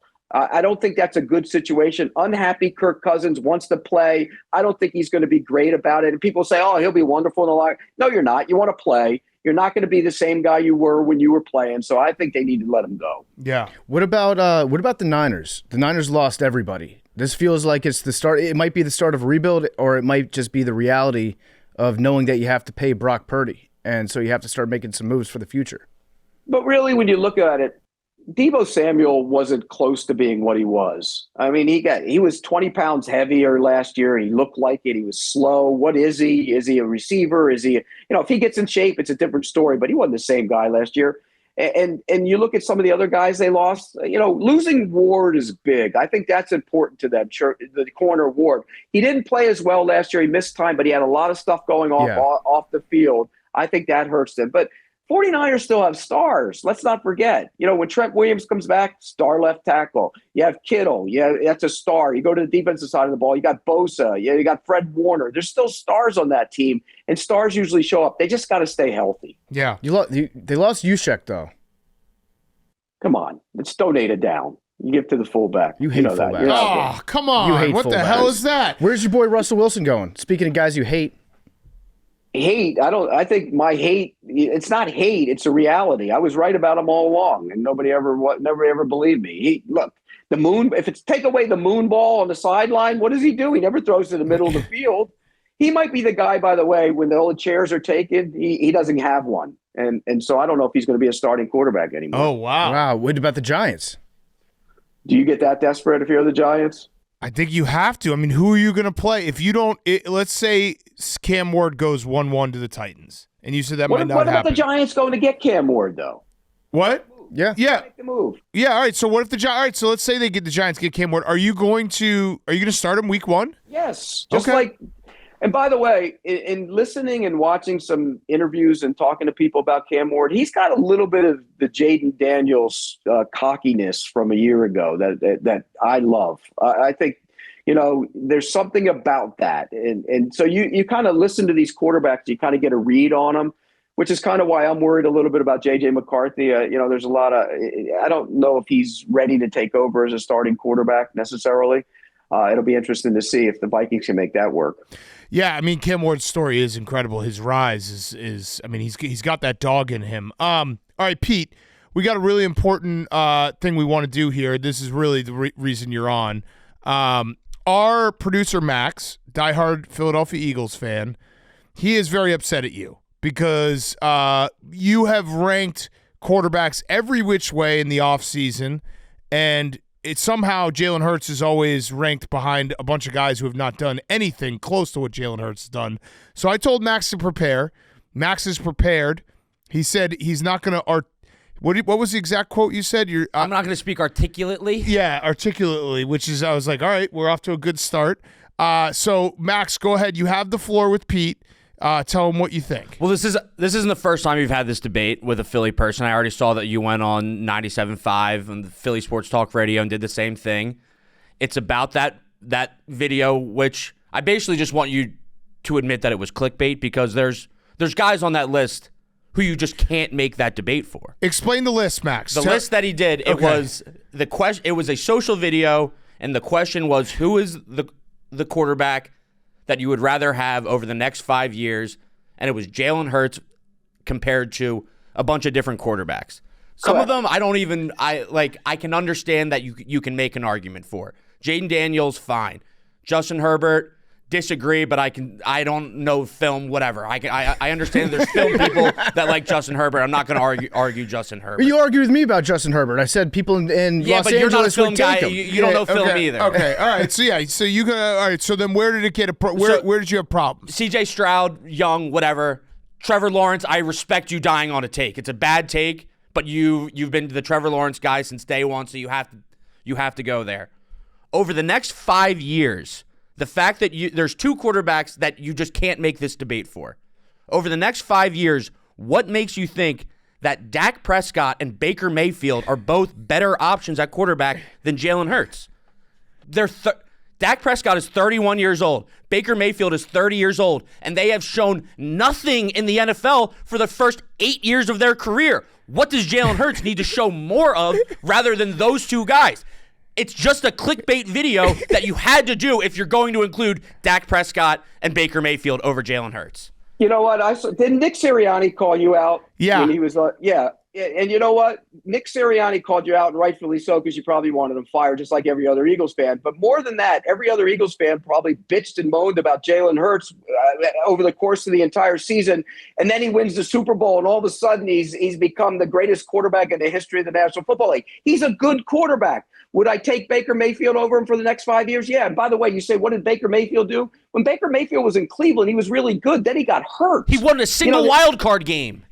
Huh? He won one playoff game with a very good offensive line and a very good run game, which you like to diminish Jalen Hurts for. Ooh. They had the number 3 run game and the number 1 offensive line in the league. That's what Baker Mayfield has done. Max, and that's what you like to diminish Jalen Hurts for. Max prepared. Max, by the way, I had the same argument with an Eagles fan in my building. And you know what I went to? Because you guys always go, he won a Super Bowl. He outplayed Patrick Mahomes. He won a Super Bowl. He outplayed So winning a Super Bowl, yes, it's a team thing. It's not a quarterback thing. We know that, right? We know that, right? All of a sudden it is now. But hold on, Pete. I'm going to jump in on Max's side. He's outplayed Patrick Mahomes in 2 Super Bowls. And he didn't win the one. Yeah. Now, you know what I went to? I went to the heart of the Philly fan. He was trying to say that he's better because he wins his games. So Allen Iverson, did he ever win anything? He went farther than Dak Prescott and Baker Mayfield. Did he ever win anything, Max? Did he ever win anything? He won more than Dak Prescott and Baker Mayfield. The point being, he's one of the great players of all time, but he didn't win anything. So you can't take winning something and just saying, oh, Jalen Hurts is a great quarterback because he won. The offense is perfect. If you rank the position group on offense, go through the Eagles. Rank them 1 through 4. Offensive line, pass catchers, running back, and quarterback. Where does he rank? Where does he rank within that list? Yeah, it's a good thought experiment. Who do you have? I personally have the offensive line number 1. Yeah, but so he's 4th. He's 4th is what he's saying. They all complement each other. But he's saying he's 4th. He's 4th. He's the 4th in the group. But they make each other better. He's 4th. Somebody has to be 4th. He's 4th. You would agree with that? I don't know that I would. Yeah, no, he's got you. I don't know that I would. Yeah, you would. I think I rest my case. But what is that? What is that case? That the Eagles have a good football team? I know that the 97.5 guys did this to you already. You picked them to lose every game in the playoffs, so you didn't think that they were that good. I didn't pick them to lose. I didn't pick them to lose every game. I picked them not to, you picked them over the Rams. You picked the Packers over them. You picked the Commanders over them. You picked the Chiefs over them. So you didn't think that they were that good. Yes, I was wrong about that. I was incorrect. And I will sit there and I will say I was incorrect at how good they were. And they're really good. But when has we've gotten to a point in sports where playing well in big games doesn't matter? No, Dak Prescott does not play well in big games. Dak Prescott puts up numbers against the Giants where gets 400 yards and 5 touchdowns, and everyone's like, oh, look at Dak Prescott's numbers for this year. He's one of the best quarterbacks in the league because he beats the shit out of shitty teams, and then when it comes down to it, when he needs to show up, he never does. He never does. He led the NFL in touchdown passes. Yeah, because he put up numbers against shitty teams in absolute blowouts. That's what Dak Prescott does. I would rather a quarterback who wins football games, carries the game. Once they're winning, they run the football, run the clock out, doesn't put up garbage time numbers, and then when it comes down to it, and times that matter, he shows up. Jalen Hurts does that. Dak Prescott does not. Dak Prescott's not the fourth if you win position group 1-by-4 on his team. So now the Cowboys have a bad roster? Last year we were talking about how their offensive line was the best offensive line of all time. And you know what they did? He went down 27-0 to the Packers, giving up a pick six going in. A weak link. I'm not going to call him a weak link of the offense, but if number 4 is the weak link, then he's the weak link of the offense. But Pete, you didn't answer his question. When did we as sports come to the point where winning doesn't matter? That's not what I'm saying. Winning, of course, winning is the only thing. Well, beside money, but winning's the second most important thing. And so, yeah, it matters. And look, Jalen Hurts played great in the big moments. Nobody's taking that away from him. Well, you are. He was fantastic. No, I'm not. I never did. And by the way, quarterbacks, there's 5 elite quarterbacks, including Jaden Daniels, by the way. There's 5 right now. Then the rest of them are kind of luck from 6 to 13 or 14. They're all kind of in together. That's the difference. That's what the league is right now. And Jalen Hurts is in 6 to 15. It's just your preference. You see, here's where I agree with Max. I hate that you're making me agree with Max. Putting Dak Prescott on there feels a little over the top. I mean, of all the ones, you could pick that one apart. But the rest of them, I would take Herbert over him for the next 5 years. I would take who else? You Trevor Lawrence? Baker. Yep. Trevor Lawrence? It was. I would take Trevor Lawrence. That's over him. crazy. Trevor Lawrence has had four seasons, one with Urban Meyer, you have to wipe it away. Then Doug Peterson's offense was terrible, by the way. Pete, that's basically saying if you take away Trevor Lawrence's bad years, he's actually really good. Well, he was good 2 years ago, and he's been good when he's healthy. He's been hurt. Jalen Hurts was good 2 years ago. Yeah. Jalen Hurts hasn't had to learn a bunch of different offenses, though, has he, Max? No. He's actually had the same regime, offensive coordinator and play caller every year of his career. No, he hasn't. No, that's he has not. I get it. But the offense is basically the same every single year. The bottom line is, with that offensive line, it makes it so much easier. What did Saquon Barkley average? 4.2 before he was touched last year? Dak Prescott's never had a good offensive line? Trevor Lawrence has never had a good offensive line. But you're using arguments for other people and not for others. He's willing to concede the Dak point. The Dak point has been conceded. Well, the Trevor Lawrence thing I don't even care about because I respect that. He's had this Trevor Lawrence take forever, and you die with. Everyone knows that if you have a strong take, you die with that. So really now we're just arguing about Baker Mayfield because he's already given you Dak, so now we're on Baker. Yeah. And I think he's got a better case for Baker. How? Baker's pretty good. He's played well. What has he done? He's won a lot of football games. He played well for the Browns. Yes, he had a great offensive line. Guess what? He got benched in Carolina. It's Carolina. What didn't Baker beat the Eagles? Yes, in an absolute dumpster fire of a year in Philly. Baker came in and beat the Eagles and then lost in the next round. Congrats. Well, I mean, look, Baker Mayfield. It's close. They're the same. They're all, like I said, they're in the same grouping. But I would take Baker. What did Baker Mayfield do this year? He played the Commanders. He had a chance to ice the game, and he fumbled in his own territory to lose the game. Jalen Hurts went out and won football games. Baker Mayfield lost. We're looking at the most recent situation. They played the same team. Baker Mayfield put up 20 points. Jalen Hurts put up 52. 52 points. A lot of fumbles. And look, in a lot of those games, Jalen Hurts threw for under 200 yards, didn't he? Baker Mayfield threw for 180 yards in that game when he needed to throw the ball to win. Jalen Hurts didn't need to throw the ball to win in those games that he didn't throw for 200 yards. Because he's the fourth option on the offense. Because they were winning the game. It's game script. This is Italian on Italian crime. I love it. This is Suprema debate. Yeah, two Italians just going toe to toe. Does he still want Nick Sirianni fired? That's what I want to know. He does not. Nick Sirianni, my guy, never said a bad word about him. Yes. Yes, you did, because you're an Eagles fan. And by the way, I lived outside of Philly when I was a kid. I know how my first football game was at Franklin Field. I saw the old Eagles play way back in the day. So I know how passionate Eagle fans are. I love them. They're great. They're nasty. They're vile. They're disgusting. They're everything you want about an NFL fan. What? Way to date yourself there. Franklin Field. Did you watch that game in black and white? You know, it was Joe Green's rookie year, by the way, when he was with the Steelers. And he actually got into it and threw a helmet across the field that day. I was a little kid, but I remember it. I love it. Well, I think that was a great conversation between you and Max. I respect the disagreement. I think you guys both handled yourselves well. I got Italian. I got Italian. It's fine. It's fine. Don't apologize for being I'm Italian. Look, I mean, I got it. I can give it too. I told Sirianni when I saw him at the combine, I said, for that little period at the end of the year, I was one of the most hated people in Philadelphia. People were coming at me nasty, and he said, "Now you know how I feel." Yeah, that's true. We got another Italian in the booth, memes. So I'm just curious. He's not going to get as angry as Max because he's a pretty chill guy.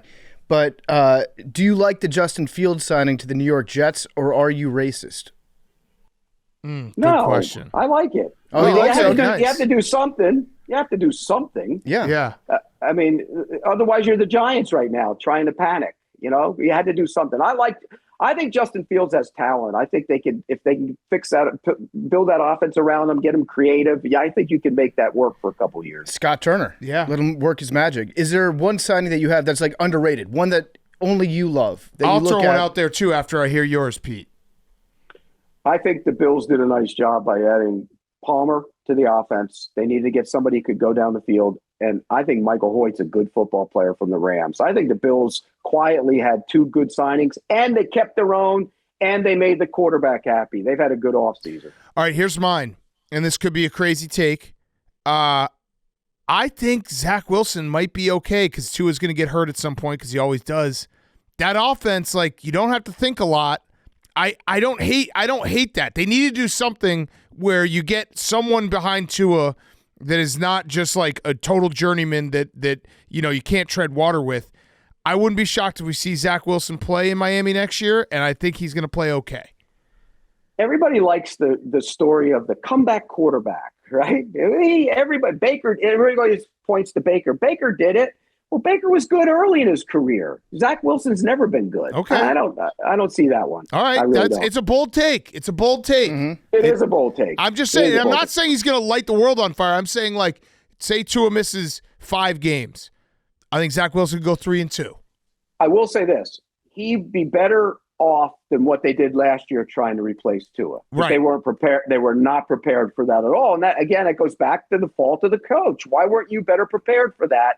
To have somebody in there ready to go. So, yeah, I'll give you that. It's a better preparation this time around. All right. I got one more name that maybe the Giants could look at if they get desperate, if they're not able to do something at quarterback position. Marcus Mariota. No. Okay, No, come on. Okay, it's just a no? Marcus Mariota. What's he only like 31? He's young. I mean, if you're playing Marcus Mariota, you might as well just get your resume ready because you're gone. Come on, give me a break. Well, that isn't working. If they get desperate, the move that I like that's a little bit under the radar, the Rams getting Poona Ford. Good player up the field, attacks. I think that is actually a really good signing for them. The Rams know what they're doing. I will say this: the Rams need to get faster. Everybody raved about the Devontae Adams signing. He's going to be 33 in December. And you look at their offense. They have no speed on that offense. There's none. Nobody scares you. They brought Tutu Atwell back because he's the only speed they have.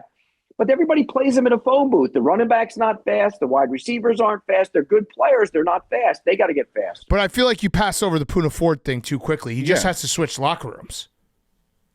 Yeah. So it's a great signing. The Rams need a run signing. stuffer. They can get after the passer already. They got some good players on the outside. The Rams are going to be good. The Rams are going to be good on defense because their front seven is going to be and really Poona good. Ford. And Poona Ford. How did the Chargers let a guy like Poona get away? Just go to the other locker room too. Yeah. You just walk down the hallway. Yeah. Well, they're going to. If Aaron Rodgers signed with the Giants, wouldn't that be the same thing? Yeah, true. Yeah, that's true. a good point. All right, Pete, I got one last question. Rowback question, RHOBACK.com, promo code TAKE, 20% off your first purchase, Q-zips, polos, hoodies, joggers, shorts, rowback.com, promo code TAKE. Not free agency related. How about draft related? Because you were in Indy Is there a guy that you have your eyes on? Maybe a quarterback because you watched the tape that everyone's talking about Cam Ward and Shedeur Sanders. What's Pete Prisco's quarterback that he's like, hey, check this guy out. He's going to be good. I don't really love the quarterback class, but a guy I would take in the 3rd or 4th round would be McCord from Syracuse. Yeah.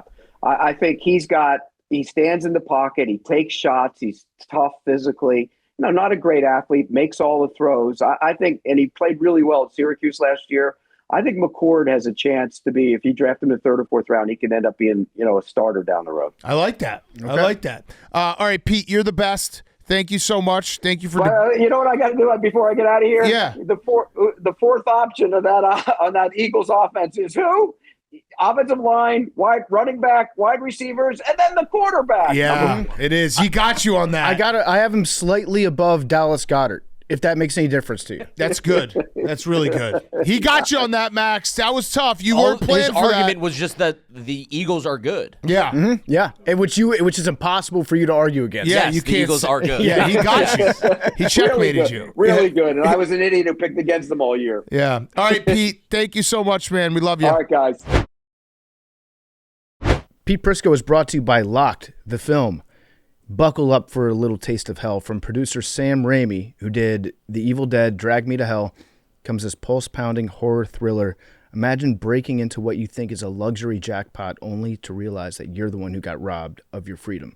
That's Locked in a nutshell. It's got Bill Skarsgård's character, Eddie, who gets trapped inside a high-tech SUV controlled by Anthony Hopkins, playing one seriously twisted car owner. It's a game of survival, but it's also psychological war. The question is, would you survive a car like this? I think it's pretty much like Phone Booth, except inside of a car. This dude gets locked in the car that he breaks into. He's got to pick his daughter up from school. He broke into the wrong car, and now it's being controlled by a psychopath. Now the psychopath is manipulating him. He's trying to get out of the car. The psychopath's trying to kill him. It is an edge-of-your-seat thriller. It's the kind of movie that demands to be seen in a theater. The sound design alone, especially the psychological torture sequence, will hit way harder on the big screen. Exclusively in theaters, March 21st. Check it out. It's called Locked. You're going to see it. Your friends are going to be talking about it. Go see Locked in theaters. All right, let's wrap up the show. We got Guys on Chicks. Hank. Yeah. Let's do it. Let's do it. Sup? Sup? Sup, Hank. Sup? Hi. Hi. Sup? My name is Natalie. Sup, Oh, man? hey, Natalie. I'm from Los Angeles. Oh, I don't think we've ever done this. And I have a chick question. She sounds hot. Yeah. Natalie from Los Angeles is going to say it right off the rip. Hot. Is it possible for a girl to give a guy the ick? And if so, what is it?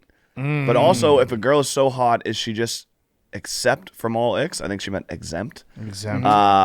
Thanks, Good guys. reading. Big Yacker over here. Would love to hear your thoughts. I think if she listens to part of my take, that's a major sup. If she listens to a competing pod, if she listens to New Heights, ick. What is the ick? She could like, what was it? What? The guy pulls up wearing some of these. Yeah, You could like. She's going to get it. yeah, she's going to Yeah, get it. if a chick pulls up listening to part of my take on a cracked iPhone screen, she's going to get it. She's going to get it. She got a white iPhone cracked. Yeah. Yeah. That's my opposite ick is when her iPhone screen is just demolished. Yeah. I don't. What, Yes. what would be the girls? Yeah. What would be some icks? I'll say it. There's a lot. I think guys get the. I mean, the ick. I don't like the word ick. Yeah. I think it's just like it's. The ick existed before the name existed, but it's just like red flags, I guess. Or I'll say it. And listen, this is not. Woman's brains is important. Not the sure. smartest. That is a big ick. if they have them. If they're not the smartest, I think that goes both ways. I think girls think the same way. If a guy's really dumb, Definitely. yeah. I would agree with that.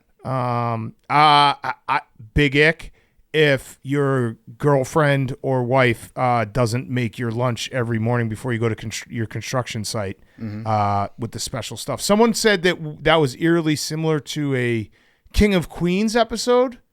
Hand up, didn't really watch King of Queens. So if we got, good job. You can get us with King of Queens plot lines all day.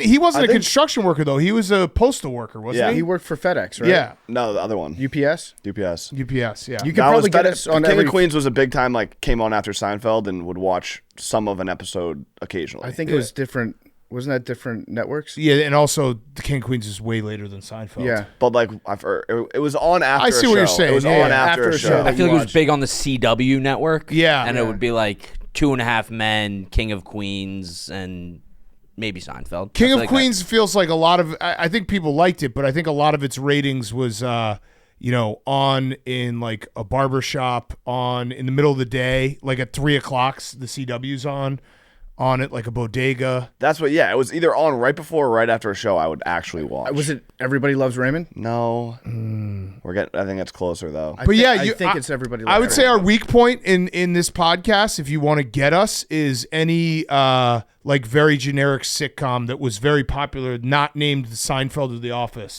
I think you'd get us. Absolutely nail us on Friends plot lines too. Big Bang Theory could get us. You could get us on How How I Met Your Mother. Yep, exactly. Oh, I got How I Met Your Mother. Oh, you do? Yep. Okay. I've seen every episode like 3 times. But yeah, that would be the part of our armor that is very weak. Mm-hmm. Okay, Natalie, you're hot. My boyfriend is a diehard Browns fan, and we talk about our future home all the time. He always says he wants a Browns kitchen, a brown and orange striped fridge being one of the ideas. Please help. I tell him no, obviously, but this is a real fight in the future? Question mark. Love you guys. Go Browns. Go Cavs. Nobody's talking about the Cavs. No one's talking about Cough, it. cough, Hank. Hank. No one's talking about the it. Cavs. I think having a Browns themed kitchen is the funniest possible room to have. Yeah. Like you're never making anything healthy in that Browns kitchen. Well, Browns themed kitchen, maybe also a Browns theme, like the dining room that you only use for Thanksgiving and Christmas. That would also be very funny. Yeah, that'd be good too. It's like your fine dining room, that one room in your house that you're just like, yeah, we sit in this room 3 times a year. But you know what I'm saying? Like if your kitchen's Browns theme, you always have some sort of like greasy roast that's cooking in the oven.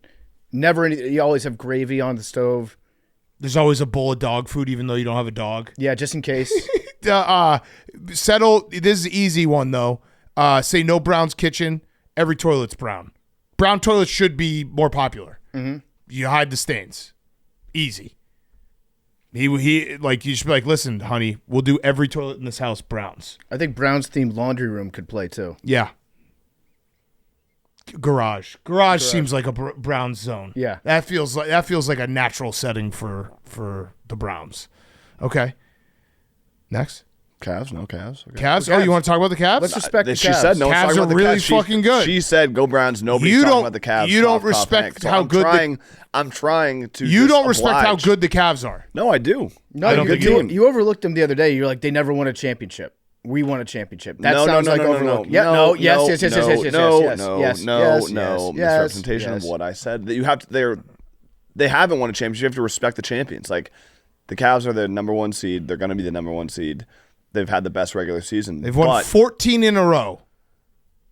Yeah. So But again, your respect for the Cavs. You're saying I that you respect the Ga- Cavs. No, I'm you don't. excited to Because play anytime them. we If talk we're about the fully Cavs, healthy, we will win. You just say we're the NBA champions. we are. That's your That's analysis a fact of the Cavs. No, that's a fact. So give me some analysis of the Cavs. Cavs are a good team, hot shooting team, but I am not scared of them in the playoffs. I mean, it's not out of the question the Cavs could get to 70 wins the way they're playing. They're 54-10. If they finish the season 16-2, that's 70 wins. Diabolical Big Cat move too, which super nice guy, but having the Cavs come in, Oh yeah, I wasn't here that night. I know. Max Strus wanted to stop by. He's going to come on the show this summer when he's back, but the schedule didn't work out. They landed at like 6 p.m. He had a dinner at like 8. He wanted to come by. I had to go home to do dinner with my kids, and I was like, "Hey Hank, can you show Max Strus around? He's a great guy." Oh yeah, no, they were good guys. It made me like them, and I don't want. You don't want to like him, yeah. And who else was there? Sam Merrill, and then one of their equipment managers. And Yeah. We will get them on though. whatever. But the thing is, I don't think I've heard you say any of their players by name, except for Max Strus, which you were just kind of forced into saying. Donovan Mitchell, You have not afraid. You have not said Donovan Mitchell, I think, ever on the history of Part of My Take. I don't think you've said those words. Donovan Mitchell. Okay, there it is. We just broke ground there. If they can make it to the Eastern Conference Finals, it'll be exciting. Okay. Also, get too hot too early. What? That's mean. That's mean, Hank. No, I'm just saying, like, it's gonna be tough to keep this streak up. You gave a little look at Big Cat when you said too hot too early. Nope. Yeah, he did. He did. There was a look. It's fine. Was the camera on Max or on Hank when he said that? It's fine. We'll break Troll the film Hank down. has been unleashed. We'll break the film down. Fader Hank has been It's unleashed. not trolling if you just are honest. Yeah. No, I told you I had no problem with it. We're gonna call be me a troll. Well, you are a troll. Well, that was a troll move. That That was a not troll. you being honest. That was you throwing a little jab in under the radar. And you are my, a troll. My radar is perfect. So are you. So Yeah, are I you. know. We're all trolls. That's why we get along. Just living under a bridge together. You need to accept the fact that you're a troll. Yeah. I do. I'm upfront and honest about it. Are you? Fading. Yeah, I've been Okay. saying I'm All fading right, you all once right, you lose all right. for 2 weeks. Yeah, you have. I knew it was coming. Hey boys, I have a really great boyfriend, top tier kind of guy, and I have very few notes/complaints. However, there's one thing. He's addicted to the cry laughing emoji. It's nonstop. Every other text, there it is, just taunting me. I'm not that funny. At least not cry face emoji. Every other text, funny. Am I just being a happiness hater? Shout out to Average Height Kings. Shout out Average Height Kings. All right. I think there's like a scale in terms of your response to something funny that applies to how funny you actually think that it is. So if it's ha ha ha ha ha ha ha ha ha, that means you really think it's funny. I think that's funnier than crying laughing. Yes, two yes. two ha's is not funny. No, two ha's. 3 ha's is very funny. Ha ha period means kill yourself. Yeah, and ha means, dude, that's fuck you. Yeah. Ha. But crying laughing emoji is better than haha. Yes. But crying laughing emoji, you can't use, you got to know your text relationships too. Like if the other person's using it, you can use it, but you can't be the only one using the crying laughing emoji. What I would say to him is, why not just have him, my move is, you know how you add the like thumbs up or the heart? I don't do the haha adding thing. I do the exclamation point. Same. That's good. Yeah. That's a good one. Where someone says something funny or interesting, just do the exclamation point. But if you do the crying laughing emoji every time, that feels dismissive. Mm-hmm. It feels like you're just trying to move on. Unless you do like 7 of them, then you're literally crying, laughing, and almost dead. And what about LOL? I don't like LOL. LOL is pretty much like go fuck yourself. No, LOL. I use LOL a lot. I use LOL too. It's more of like It's like LOL, then next word, next sentence. Like LOL is more like breaking it Yes. up, being like, "Hey, I'm joking here." Oh, it's or like to break the tension of like Yeah. this. LOL, I'm late. Yeah, Like or something. I don't know, something or like just that. say something outlandish. It's like the haha, just like LOL. yeah. Like it could have been used like LOL after like 1 in 15 props. What about LMAO? I use LMAO. I'm a bad texter though. I'm probably the wrong person to be answering this question. You're the worst texter. I don't think you're a bad texter. I like. Why is Hank a bad texter? Ask any person who's ever worked underneath of him. What? Everyone I've ever Why? What do you do? Everyone, I'm a short texter, and people, Same. which is dramatic. It's definitely a dramatic thing, but it's tough. You know, I think girls are over texters and want more texting, and people think that I'm like upset or being like an asshole because I just answer a question. Like, okay, That's the Dave Portnoy yeah. school. You're too honest. Yeah, Sure. you've been to the Dave Portnoy school. It's just like it's texting to saying, me okay, is a yeah. means to an end, Yeah. and it's like you have a question, here's an answer, and then they're like, "Why are you mad?" It's like I'm not. you asked a yes, But or you no are question, kind of mad. and I said yes. You or no. are kind of mad. No, I'm when not. when you have to answer any question, you are a little mad. That is a fact. crazy. If I ask you any question, you're just a little bit mad. No. Yes. I appreciate somebody who texts like Hank. Yeah, no. Because- PFT's. But do you agree, PFT? Like Yeah. when you ask Hank a question, he is a little mad at all times. He's usually mad that you're asking for his time. I have resting anger face. It's something I'm working on. I'm trying to find the light in life, but it's an issue. It's a little bit. It's been an issue for a few years. My texting. There's yeah. an underlying like 5% mad at any question. No. Yeah. You're a great texter. Thank you. Me and PFT are probably on one side of the boat, and you're on the other. I would Texting say. to me is it's a means to an end. Yeah, it's Yeah. a transaction. It's like, okay, I have a question, I got my answer, good interaction. I just have to when we're pushing this show and we're trying to plan. I have to push us with some texting. No, I know, and I feel like you text like I text you probably the most, and I'm like I feel like Big Cat's also texting like 4 or 5 other people. This like you're a texter, Communicator. Yeah. Over communicator. Mm-hmm. Do you feel like when you send the exclamation point or haha, like are you hoping that ends the conversation? Yeah. Oh yeah. That's the best way to end it. Yeah. Yeah. just exclamation point and then just hope Yeah, nothing it's else over. comes through. Yeah, because you don't want to keep it going. Like you get in those situations where you keep going back and forth. You're like, this conversation has ended like 6 texts ago. You know who I have a lot of respect for is the LMAOOOOOOOO guys on Twitter. Yeah. Because they're just fucking with you. Yeah. They're like, that's like 2 middle fingers in your face. Yeah. If you put the LMAO on there, conversation over, you lost. They're clowning on you. Yeah. A quote, getting a quote tweet LMAO feels bad. Yeah. Okay. Let's do numbers. The boys are coming in. I'm going to go with 3. Oh. That was a tie. That was such a tie. That was a clean That was tie. an impossibly tie. Memes. What do we want to do? Rock, paper, scissors, shoot? I don't know. We can rock, paper, scissors, shoot for it. Do you want it? I want Do it. you want 3 memes? I want it. I also want 3. I want it. All Justin right. Fields. Rock, paper, 3. scissors, shoot.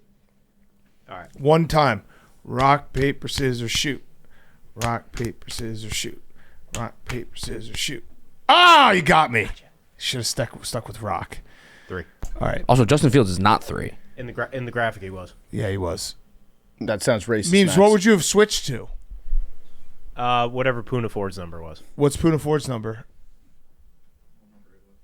Look it up, man. Does anyone here a big Poona Ford fan? I'm trying to find Justin Fields wearing number 3. It was like Poona the Ford's graphic they 95. tweeted. 95. All right, I'll go 95. We got to avoid some.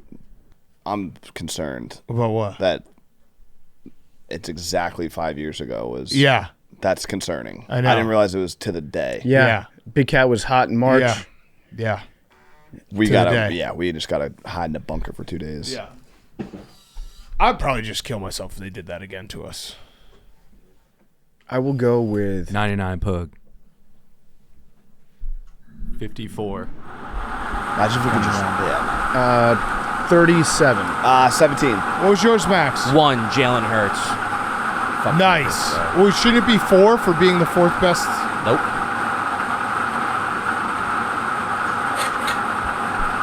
58. Should we do another one? Yeah, let's do one more. Let's do one more. 3. Let's do one more. Come on. What was Poona Ford's number? 95. 95. I'll go Means you're never going to get it. 8. One day. Go 17. How mad will you be if it's 3 right I'd be here? very mad. I'd be upset. We need it. Everyone else sticking with their numbers? Say it again real 17.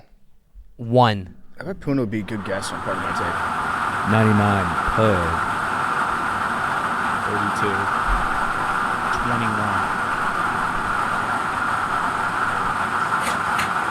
75. Love you guys.